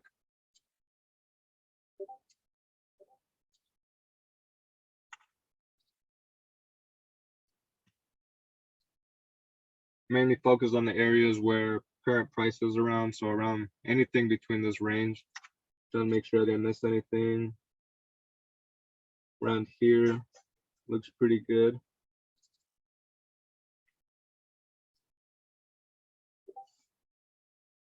Right here is a pretty good level. Right here, another good one. Right here, another good one.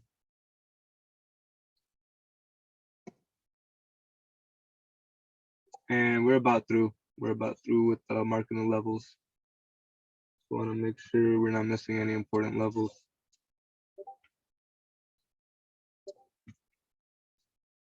Yeah, right here would be our last level. And maybe one right there. Okay.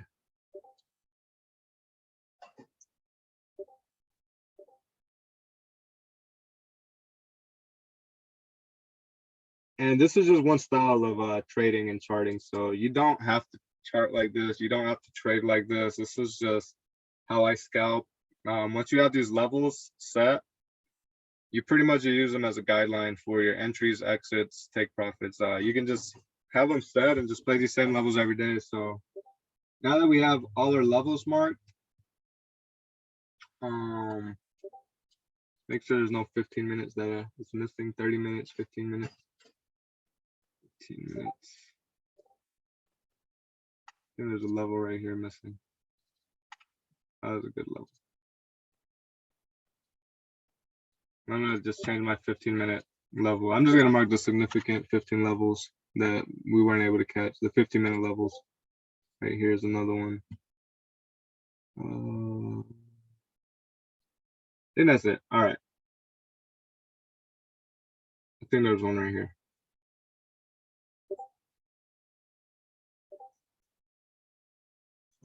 Okay, so let's say we're gonna just start as if it was a brand new day.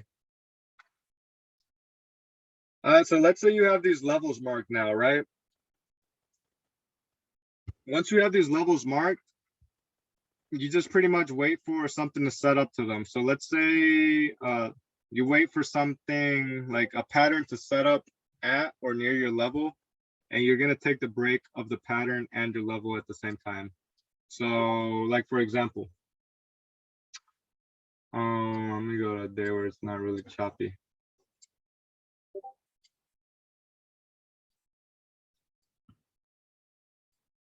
Yeah, I don't really have levels marked all the way up there, so I can't show you an example up there. I'll show you an example from today. I'll try to pull some examples out of the day.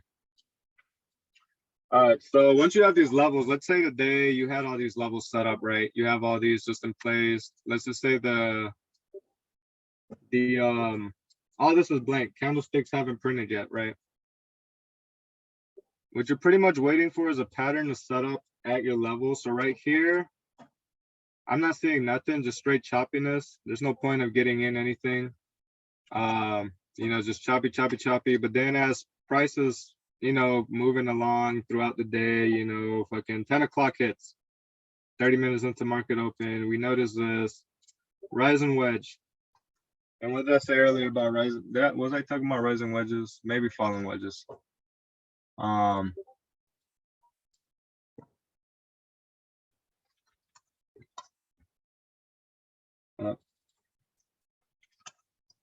So this is why with my style, it's very important to recognize patterns because that's all I play. I play level breaks and patterns. So if you notice, rising wedges, that's a bad one. They're not supposed to break up. So rising wedges break downside.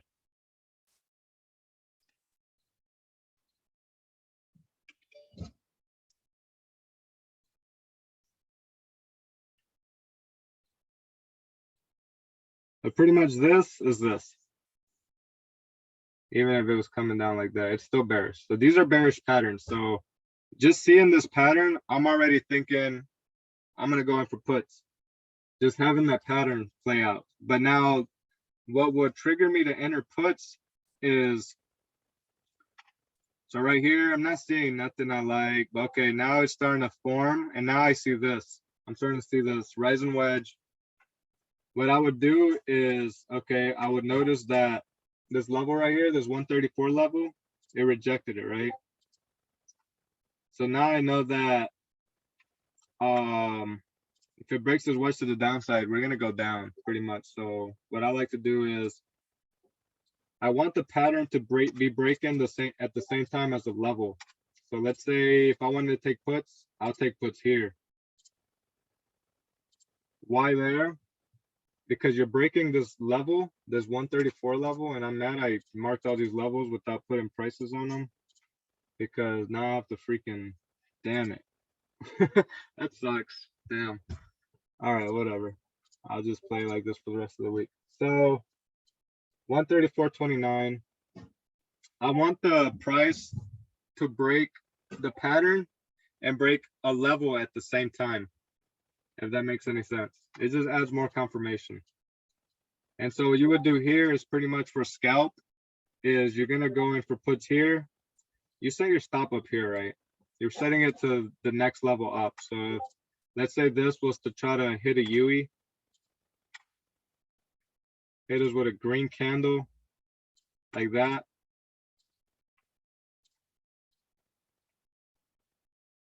Then you would be stopped out at this level. And why would I choose that level? It's just because we rejected here, you know, that's the last area we rejected. So it's a good level just to set a stop loss. If you don't want to set like a negative 20% or negative 15% or whatever, because the way I set my stop losses is I don't use the options to set a stop loss. Like I use a mental stop loss. I use the charts to tell me when I stop out. So, okay, we're gonna start this from when I take a position. All right, so boom, price is doing its thing, just chopping up. Right here, it breaks. I'm taking puts, right? I take puts. My stop loss is right here, right above the orange line.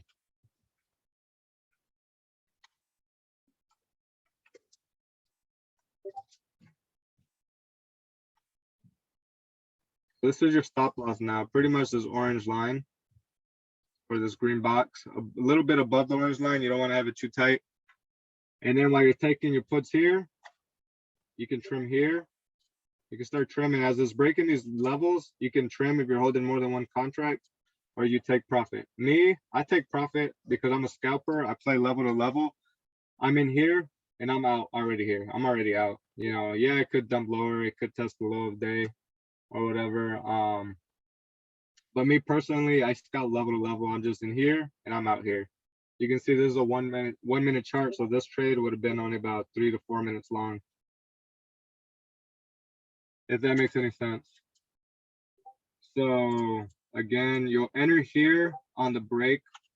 Here, I'll type it out better. Text. So I'm looking for certain criteria. Price to get near a level. I put rice.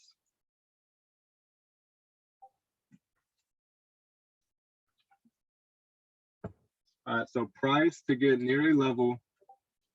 2, I'm looking for pattern to form near a level. 3, or we'll say my triggers. Break of pattern plus level at the same time. And this is very important. You don't want to just take a break of the pattern in some random area. Like if it was breaking right here in this area, I'm gonna remove this. Okay, I don't know how to remove that.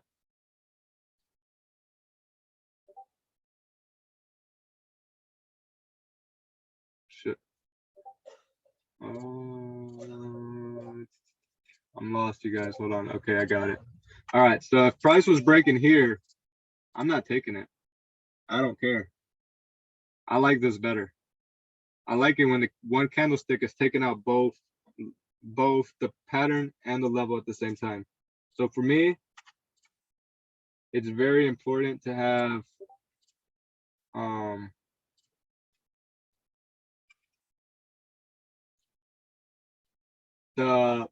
my trigger, it's important to have a break of the pattern and a break of the level at the same time.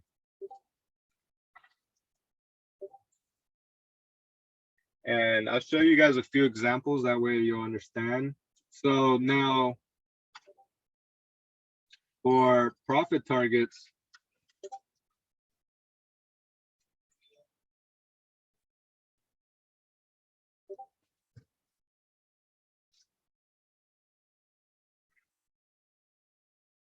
profit target is going to be your next level. So as a scalper, we are looking at the 1 minute chart. All right, where are we on the chart? We are here, basically. Are you able to still see my chart, Tommy? Oh, okay. So we are on Apple. We're at the beginning of the day, today on Apple. I would say from 9:30 to 10 a.m. the first 30 minutes. Pull up 1 minute chart. Because I trade off the 1 minute chart and I trade off the 3 minute chart. So I'm playing these levels basically. Like, it's not really a far move. You're talking about 133.8 to about 134.28. So it's not really a big move, but it is when you're scalping these, it's huge.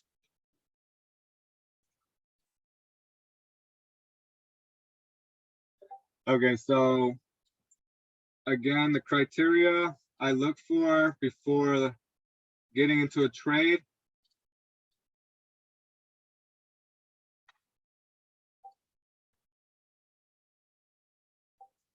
And if you guys want to like screenshot this or take a picture of it, feel free to do so.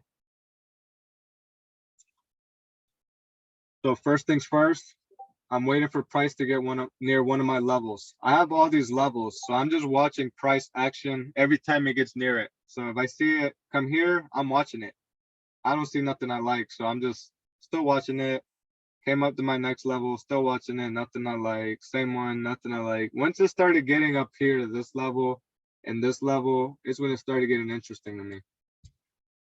So there goes price to get near a level, which is, you know, we have so many levels, so that's always going to be on there. You're always going to hit that criteria or that requirement or whatever out of your checklist. Number 2, we have a pattern to form near a level. So now we have this pattern that's forming, you know, near these levels. I mean, you can say that it's forming near all these levels, but what I mean is a pattern forming where the breakout area of the pattern is going to be, you know, about the same area. So pretty much this, the trigger. I'm looking for a pattern to form near a level where the breakout of the pattern can be the same as the breakout of the level, where they can break out at the same time. And so right here, I know rising wedges break downside, so all I had to do was wait for it to get to this tip, and then, you know, I can tell that, okay, it's going to break around here. So I already know that it's near a level. And then you get in, let me see right here.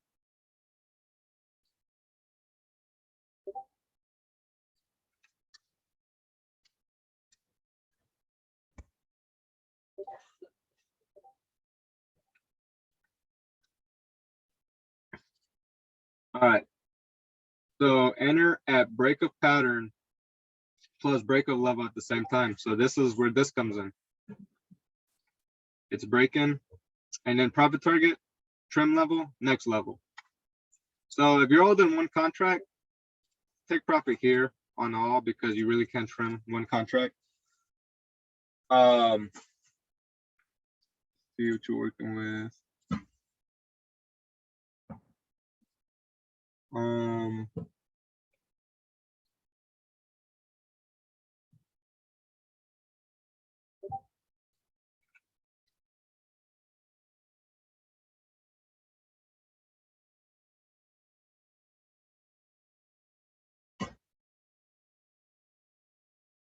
Okay. I don't know why it pulled up like this on my freaking thing.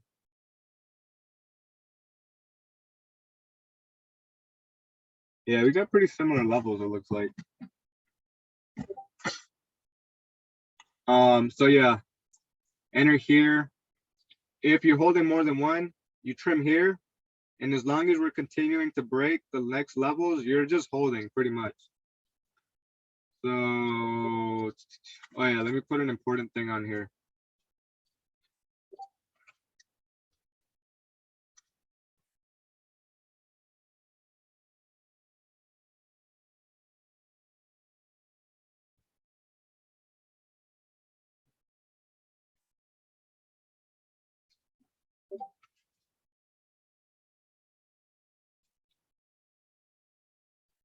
So now, as far as stop losses go, each pattern is a little different.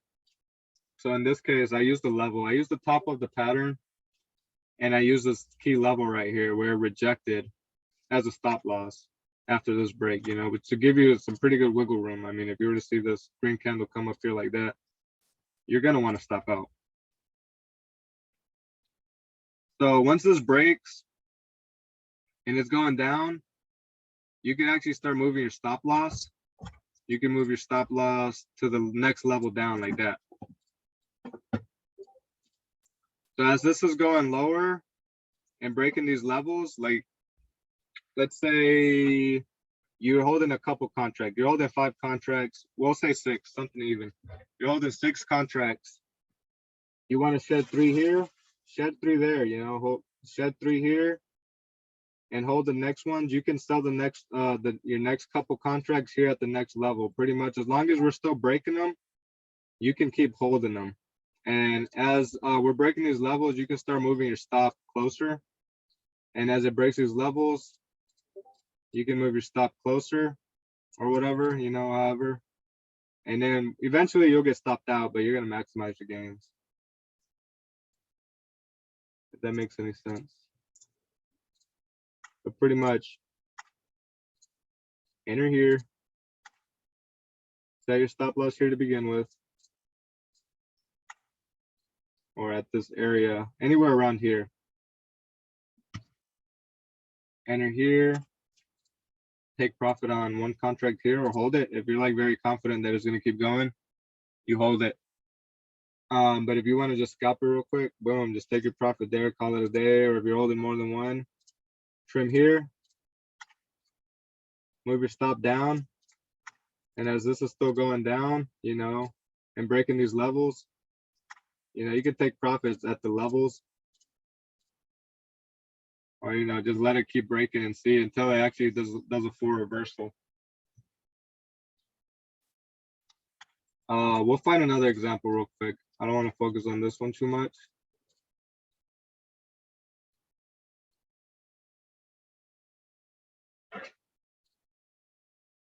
Okay, so that's a good one. Right here, you can see we have another good pattern. We have pretty much a falling wedge, I would say. That's the opposite of this. Can I use the same setup for day trade? Yeah, you can use the same setup pretty much. So if you were gonna day trade this, you're pretty much, so from here to here is a scalp.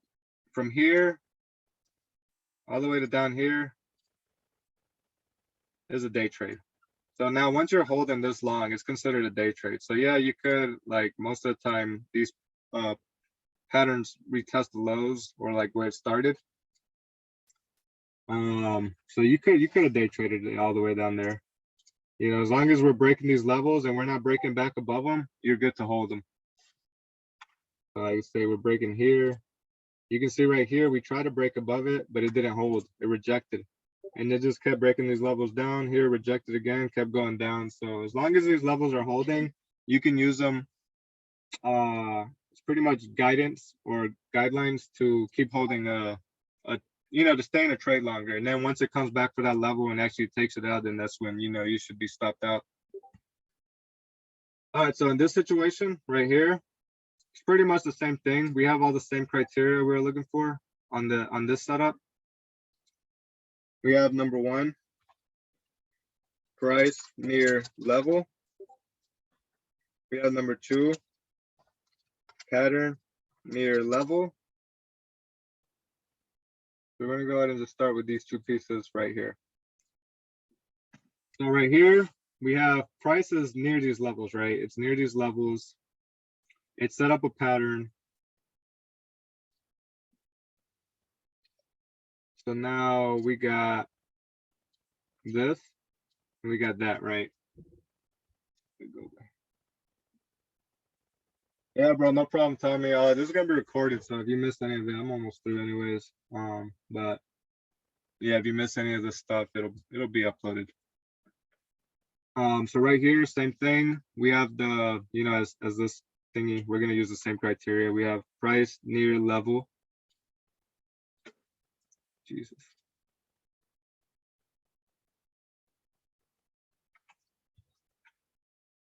Price near level. Still getting used to Zoom, y'all. Pattern near level. We're gonna start with those 2 for now. And now you see right here, look at that. This was our trigger. Price breaking pattern plus a level at the same time.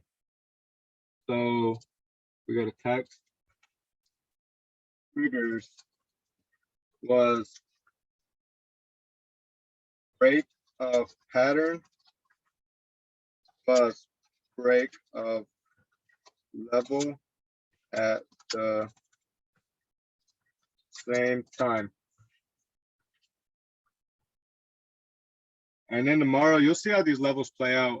If you guys join me on the live trading, I'll probably just trade Apple and I'll play these same levels. I'm not even going to erase my charts, so you guys can see all this play out in real time as the candlesticks are printing.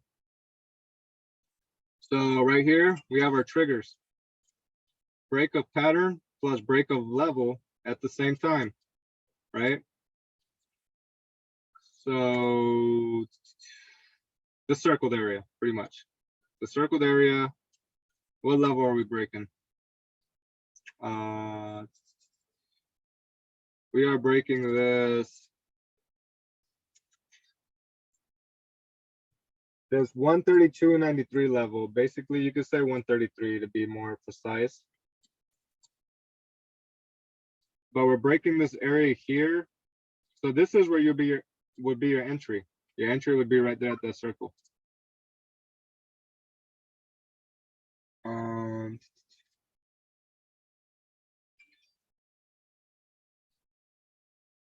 So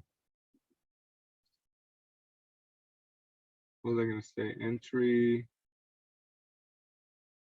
Yeah, pretty much right there at the circle. And so you enter there.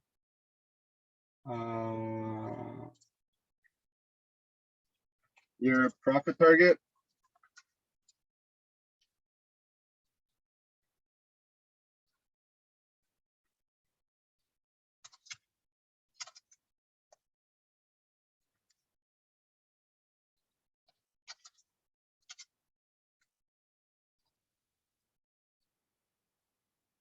And this is all just repetitive. So you'll see it's really just repetitive. It's all just systematic trading. So entry, break of pattern, entry equals break of pattern and level. Profit target equals the next level up. Profit target slash trim. So this can it just depends how many contracts you're holding. If you're holding one, I would say just scalp the next level up. But as you can see, we can actually keep breaking levels up and go into the next. But this is where your trimming comes in handy. So okay. And if you guys want to take a picture of this or screenshot it, actually give me a minute. I'm gonna label it better. I'm gonna put like an arrow or something.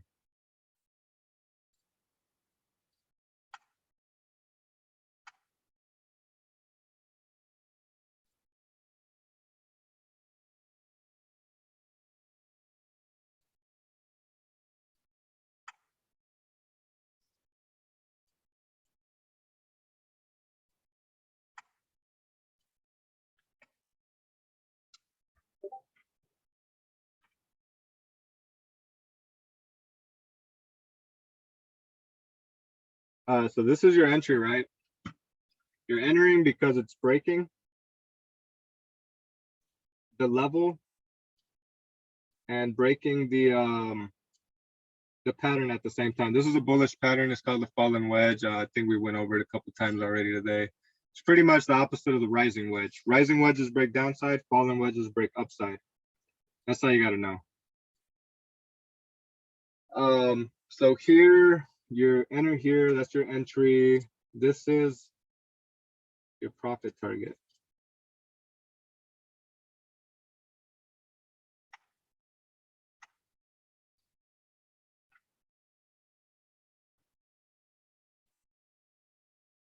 Number one, depending on how many contracts you're holding. And for you guys who are still here, where do you think your next profit target's going to be?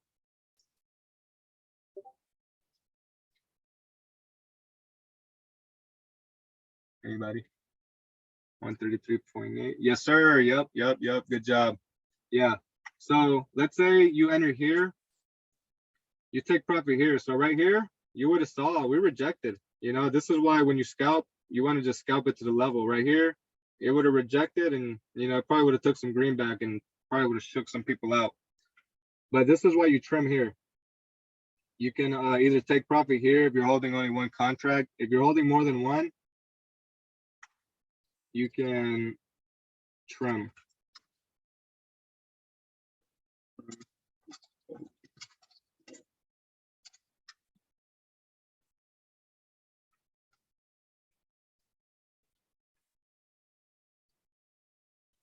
So entry target is this next level. Remove that. Profit target number one, or trim if holding more than one contract. So let's say you're holding 6 contracts, you'll shed 3 here, and you'll probably go all out here. This is where you'll take the rest of all your contracts. You could keep shooting, you know, you keep trimming. You could shave 2 here, like you buy 6, you shave 3 off here, you're holding 3 still, so you shave off the next 2 here, and you hold one last runner, and your last runner, you know, will either stop you out or hit the profit target. So that's how you would use these levels to trim. But if you guys, you know, just want to take it all in one go, you could just scalp from one level to the next. And I'm telling you, just from here to here, quick 20%, quick 20, 25%, just from this level to this level. So anything over, yeah, you're going to be printing hard. Me personally, I'm a scalper. Like I said, I hate holding this shit all day because sometimes it will reject. Like it'll just go to that one first level and then just reject. So that's why I just strictly scalp from one level to the next. I don't really like holding unless I'm holding like a crap load of contracts. All right, so this is your take profit number 2.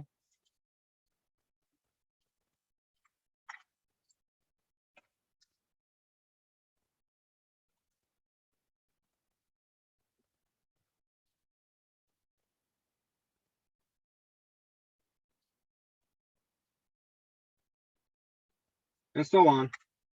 Take profit number 3. If you're, you know, if you're still holding all the way up there, you know, I wouldn't. I just hate being in a trade that long. But that was a good move. That was a beautiful move on Apple today. I'm mad. I'm over here playing spy and shit while it's jumping around, and Apple's over here dropping all these beautiful setups. Profit target number 3. Wherever it went. I swear I just typed it out. Kidding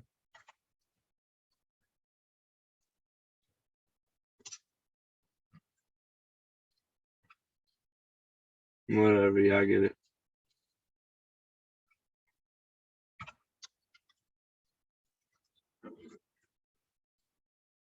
Okay, so if you guys want to take a screenshot of this, feel free to make it a little nicer. I could probably size this down some. Yeah, there you go.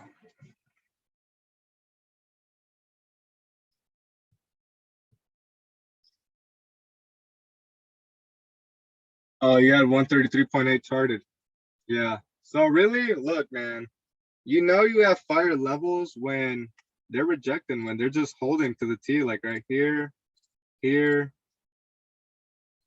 right here, you know, it's just, and like I said, they don't have to be exact numbers, because 134.29, even if I moved it a few cents up to 134.34, it's still the same level.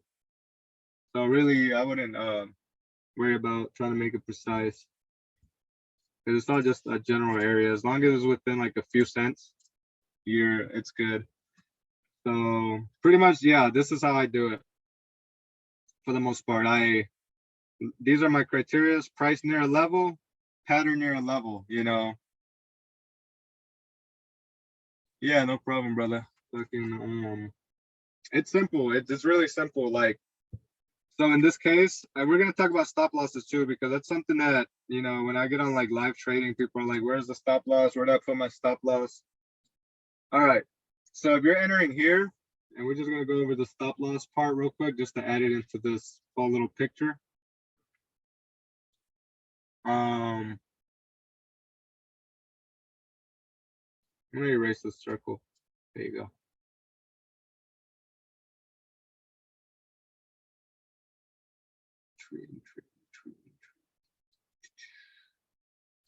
Okay. So I'm gonna use this circle as an entry.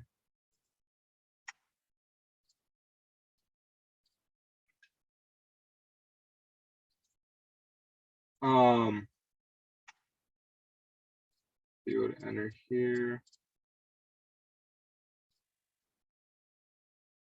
Your stop loss on this, in this case, would be, you have, it's really up to you at the end of the day how tight you want to keep your stop. It just depends on how much risk I'm taking on. If I'm taking on heavy risk, a lot of risk, my stop's gonna be super tight. But if I'm like super light, like we're to the point where I don't even care if the shit goes down like 20-25%, and I'm still able to stomach it, I'll stretch it out some more. So in this case, we broke this, right? You have two different areas you can set a stop loss. You can have a wide stop loss to where it's under the breaking candle. So you see this big green candle was the breaking candle. You can set your stop loss right under it. So you can put a stop loss like right there.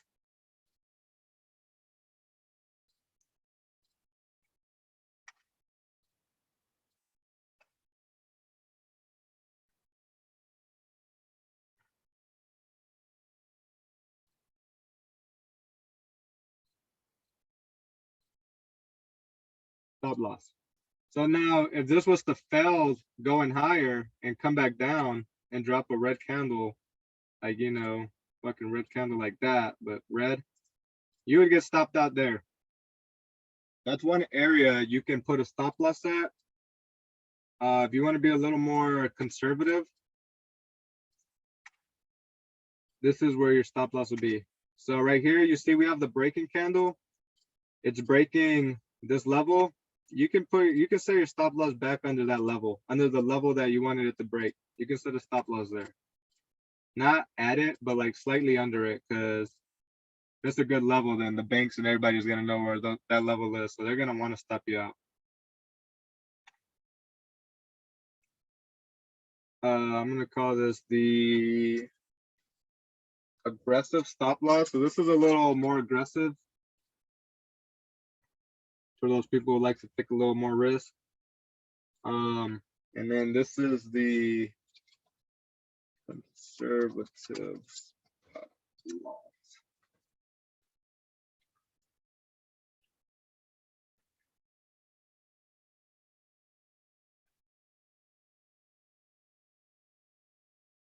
Okay, so now as it's breaking right here, while it's breaking and you caught all this and it's going up, you can set your stop loss to this level that it just broke. And if price was to come back and fake out, it was a fake break and it just comes back out and stops you out right here, you're safer than, you know, all the way down here. But let's say price just decides to just stop here, it could potentially bounce back up and continue without you. So this is a safer stop loss, but you could also get stopped out too early. So when it comes to stop losses, just know I have two different ways I set it. I'm gonna set it either under the pattern like that. Like in this case, my stop loss for puts would have been up here. Pretty much because it's the top of the pattern and it's the this level. So if it was to break this level in the top of the pattern, then you know this downside move ain't valid. If I get hit with a green candle like that, I'm gonna stop out. So it's the same thing on this case. It's at the bottom. On this case, it's at the top because I'm playing puts here and I'm playing calls here. Does that make any sense?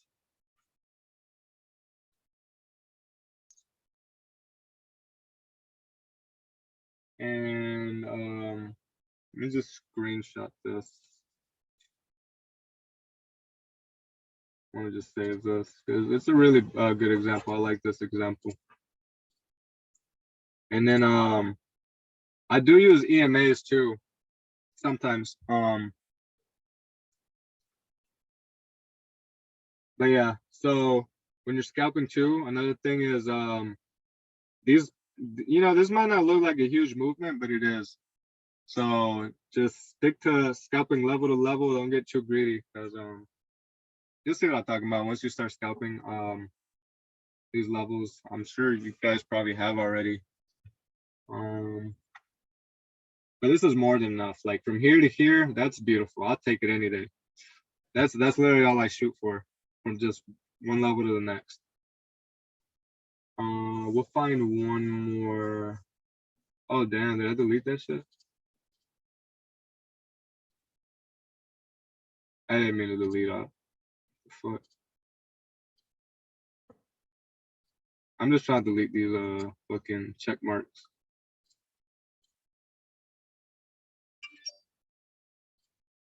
We'll do one last tiny example and then I think we can call it a night. I think I went way over the night, but I hope you guys picked up a lot of stuff from this session. I picked up something. Oh, but then this is like 3-hour session right here.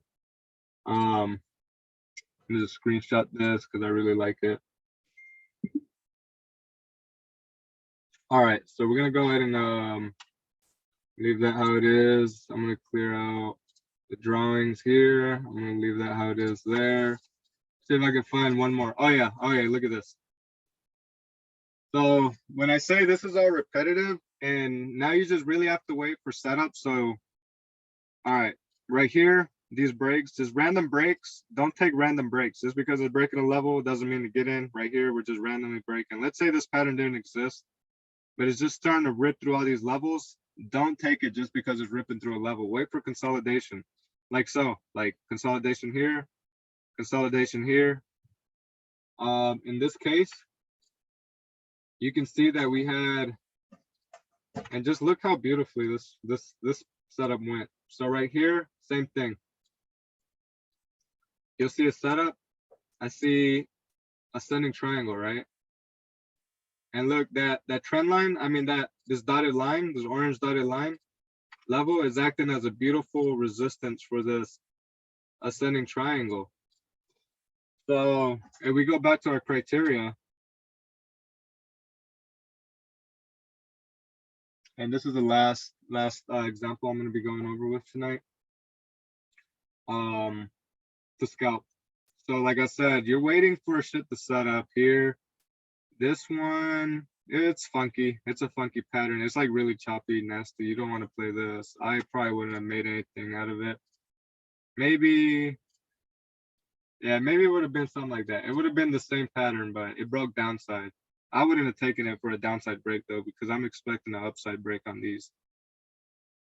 So using the patterns, I use patterns too to know if I'm taking a put or a call, because the pattern will tell you what side is going to break on, or pretty much give you a signal on where it might break. So in this case, ascending triangles, they are neutral patterns, but in this case, I could see why it would take upside, because we rejected here once already in the day, rejected here again, rejected here, and it's just rejected nicely, and it's gave us this nice ascending triangle pattern.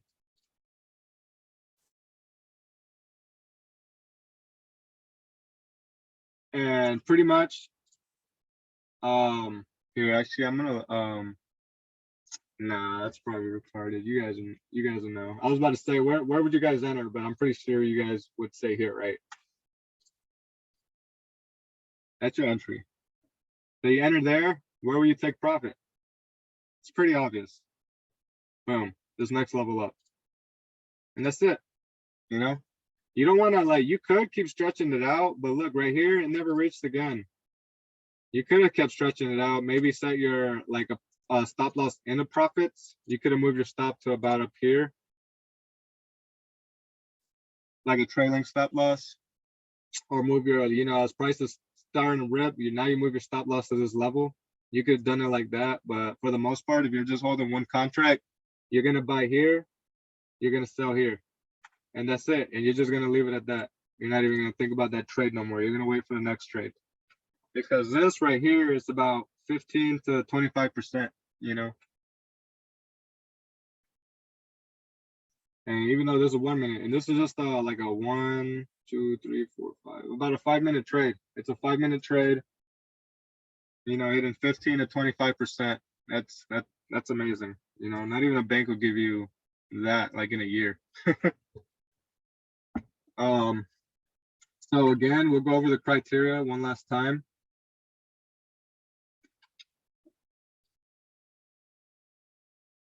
Mark it here. 1, 2. Two criteria here.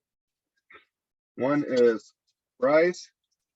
You know what? I'm gonna say not near a level because we're always near a level. I'm gonna say price consolidating near a level.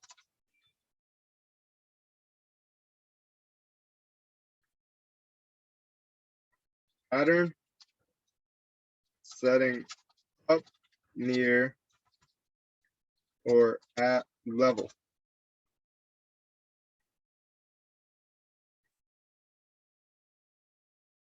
So we'll go over this right here.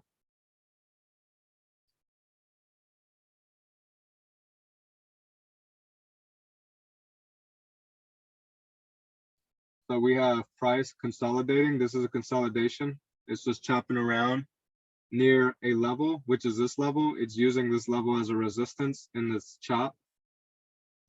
So this is a beautiful setup. I like setups like this where it's using the levels as a freaking resistance as well. We got this. We got price consolidating near a level. We got a pattern setting up near a level. Again, you want to learn your patterns.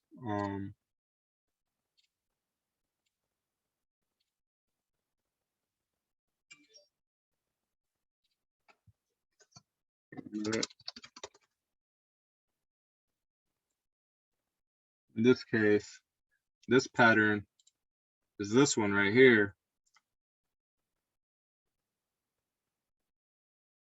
Right? So what can you expect just by looking at this picture? You can expect it to break upside, correct? So in a play like this, you're looking for an upside break. No. And they don't always break upside. Ascending triangles don't always break upside, but for the most part they do. So this is an ascending triangle forming a pattern setting up near a level. It's consolidating near a level. We got that. Now our triggers, you know, after that, after we find these two little criterias, we're just looking for triggers, which is a break of pattern and level at the same time. And like I said, you know, we did this 3 times. We found 3 plays on Apple in one day. 1, 2, 3 already, you know, all with the same criteria. So it's really repetitive. Once you have certain things you look for, you're just looking for the same shit every day. Right here, we have triggers, break a pattern, and level at the same time.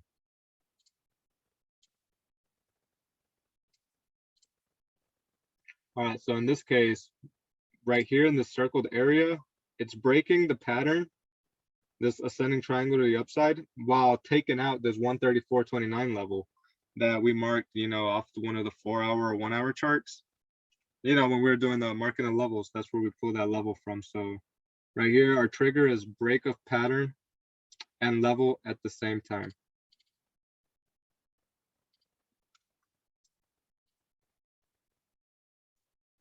So we got that.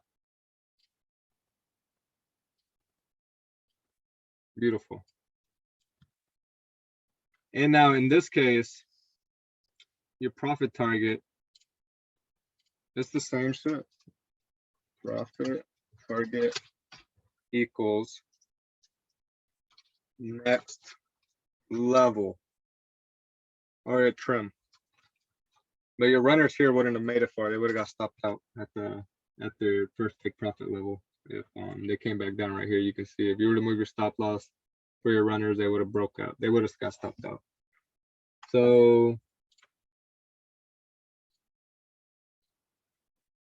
yeah.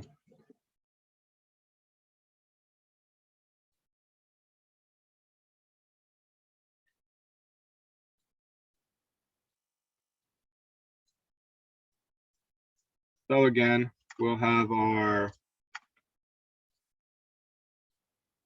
entry.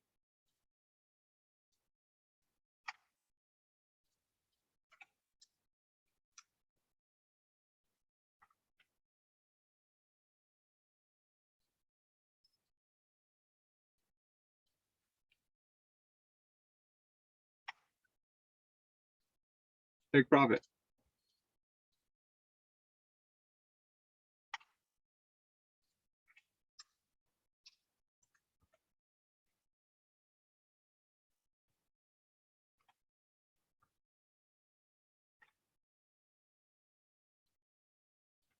And it's simple as that. It's really simple. And again, right here, where you want to set your stop losses. Okay. So it can be tricky right here. So as it breaks, you may set your stop loss here.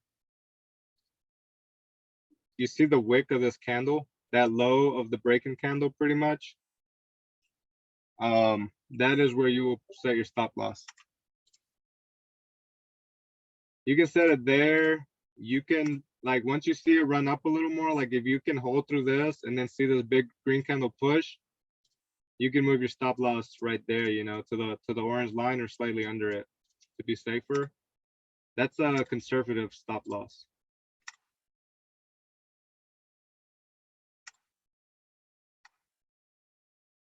Okay.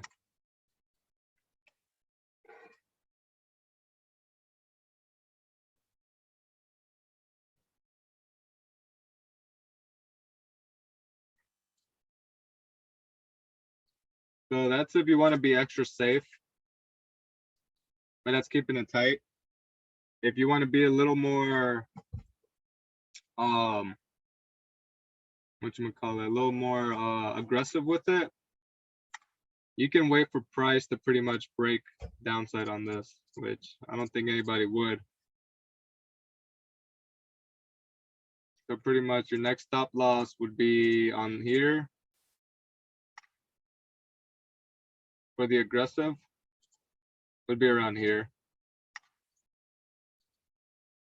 So stop losses at the end of the day is, I don't use the options to determine where my stop is going to be. I don't look at the price of a contract because these contract prices can jump like crazy. It doesn't even make sense sometimes.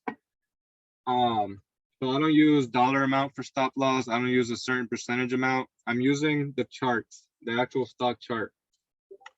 So that's one thing to keep in mind. Watch the stock chart, and that's it. You know, as long as we're holding these levels, there's no reason to cut.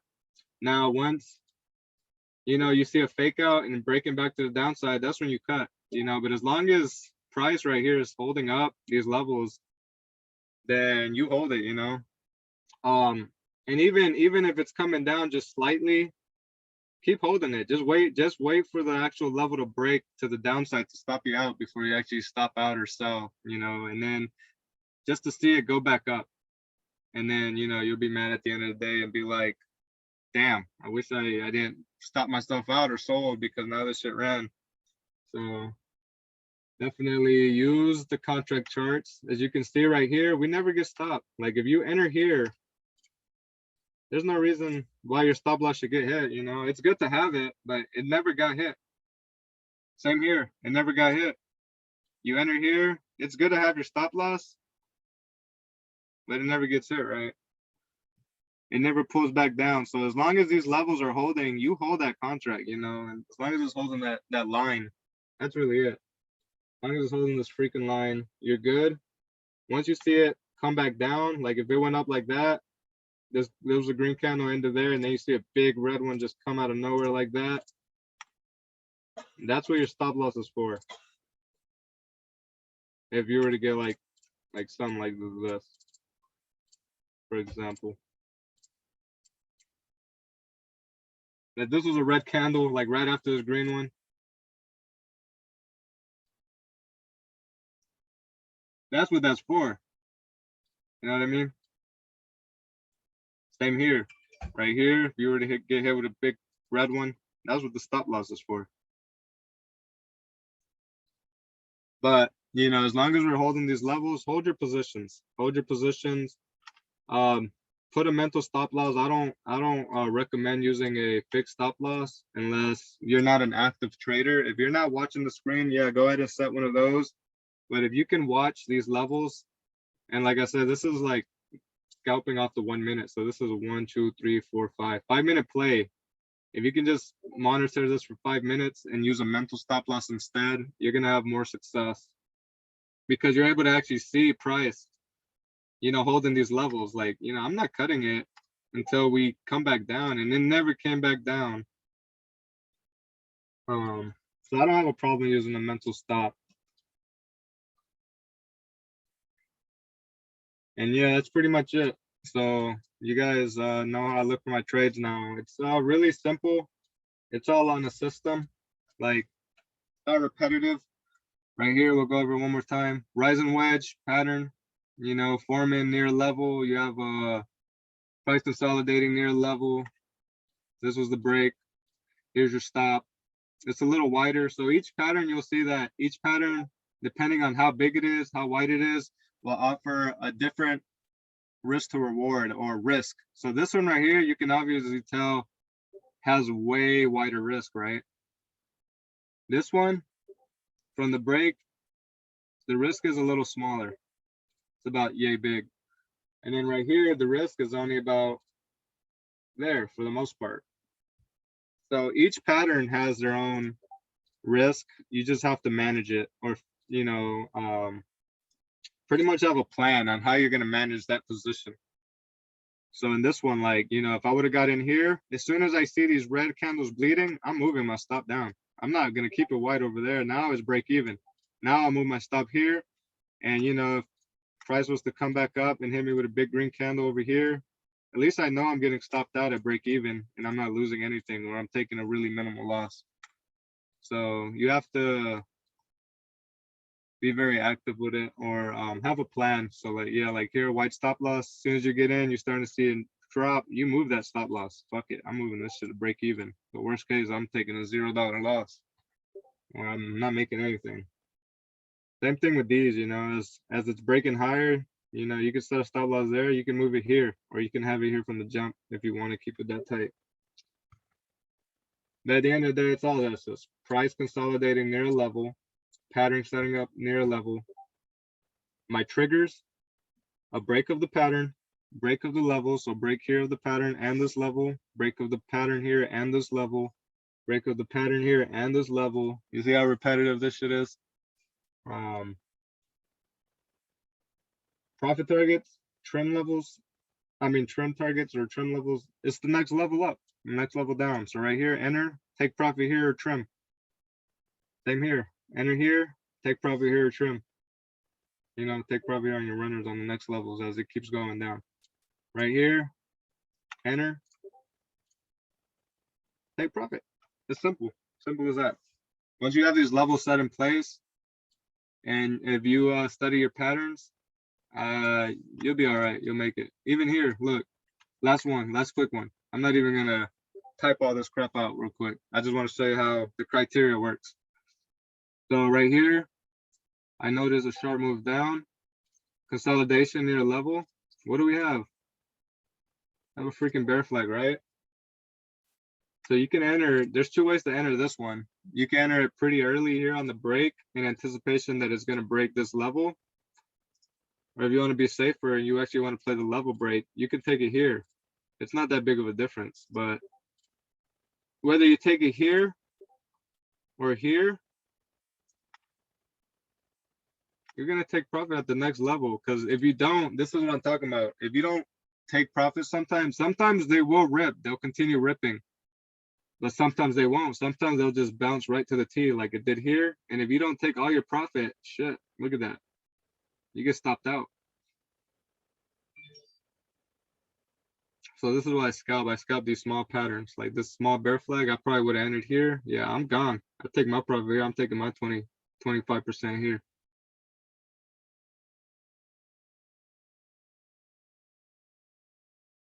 And same criteria. Price near level, pattern near level, break of pattern near the break of the level. This one's not like right on the T like these are, but they're all subjective. I guess that's the correct word to use. You just have to pretty much, you know, it's up to you at the end of the day if you want to take that or not. If it's a high quality setup for you, you know, I have my certain criteria. This is what I look for literally on a trade, and that's about it. You know, I could trade this without indicators if I wanted to, you know, without volume, without TTM, all that stuff. It's just tradable as long as you can recognize patterns and just play levels and the way these price action works. So that was the last good example. So yeah, right off Apple, just right off the bat, off this one day, Friday, I mean, no, not Friday, Monday, today, we had this rising wedge. You could have played puts here.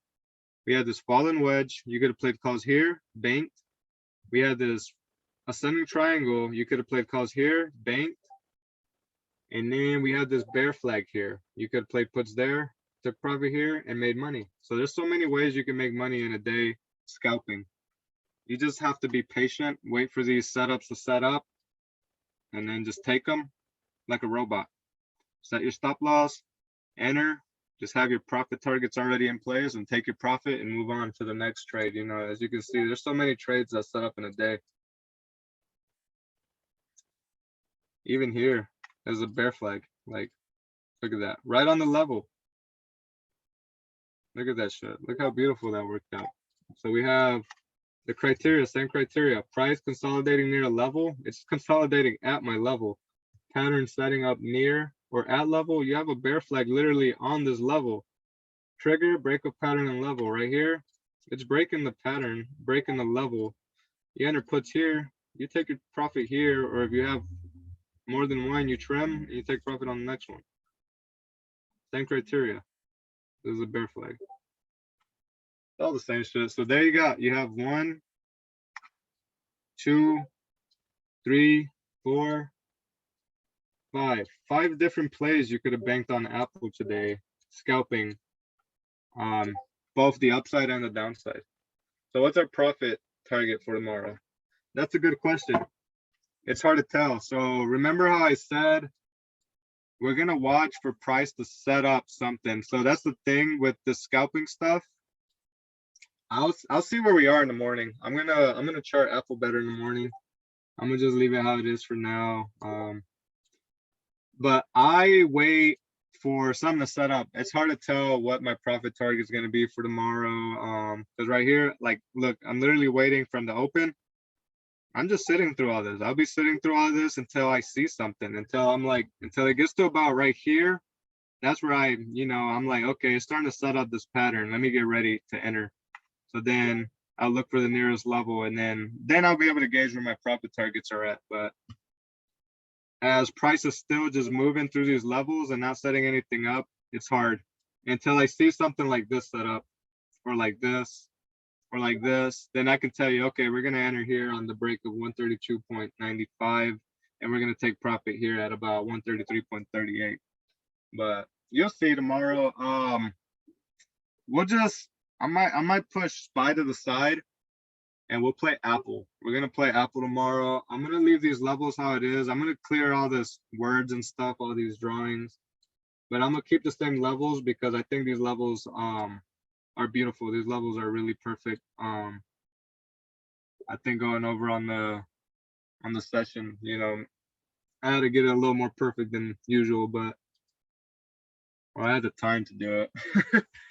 Anyways, yeah, so I think that's about everything I'm gonna go over tonight. I think I covered levels, how I set my levels, and I covered how I scalp these levels, how I set my profit targets, my entries, how I trim my stop losses. And there's some other things I need to go over eventually in the future on how to choose the contracts, how to choose the specific contracts, the best contracts to trade, and I have some fire stuff that I can't reveal right now that I'm gonna reveal in the future. It's like a strategy or something that nobody really talks about.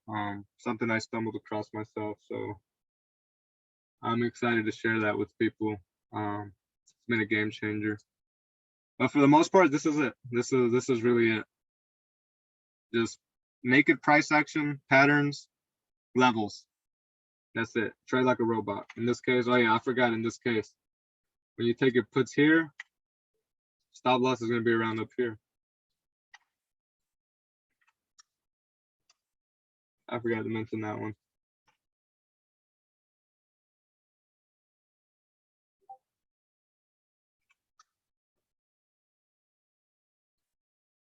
So you'll move your stop there. That'll be your stop at the beginning. You could also move it down here. Really, if it breaks back into this bear flag pattern, then you can set it there too. At the end of the day, it's up to you, but you'll see how I'll play it tomorrow. Yeah, I think I'm gonna probably cut this off for tonight. Yeah, we'll just have to see where we're at pre-market. Right now, it looks choppy. Like just looking at it, it just looks pretty choppy right now. So it's hard to tell what we're gonna do, but I think we're gonna see that upside pop tomorrow. So we'll see. So Anta, you're in the group chat, right? Cameron, yeah, are you in the group chat, on the Legacy Trades group chat? I'm pretty sure. I think everybody that was on here was in the group chat. ROH.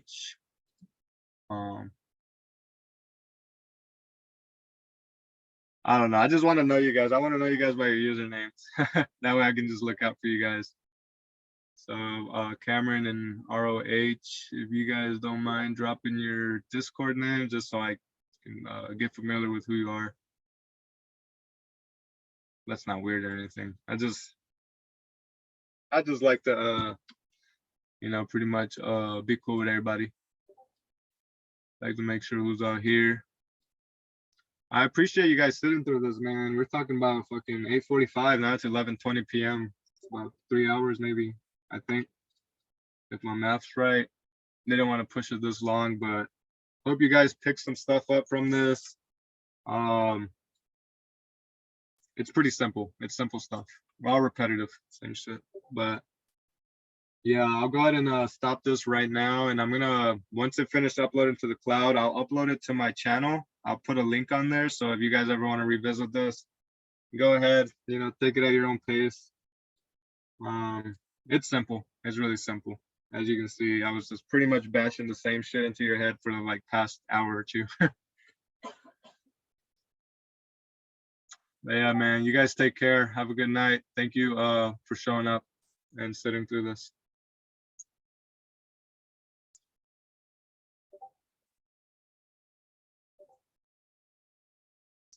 Well, you guys have any questions actually before I go?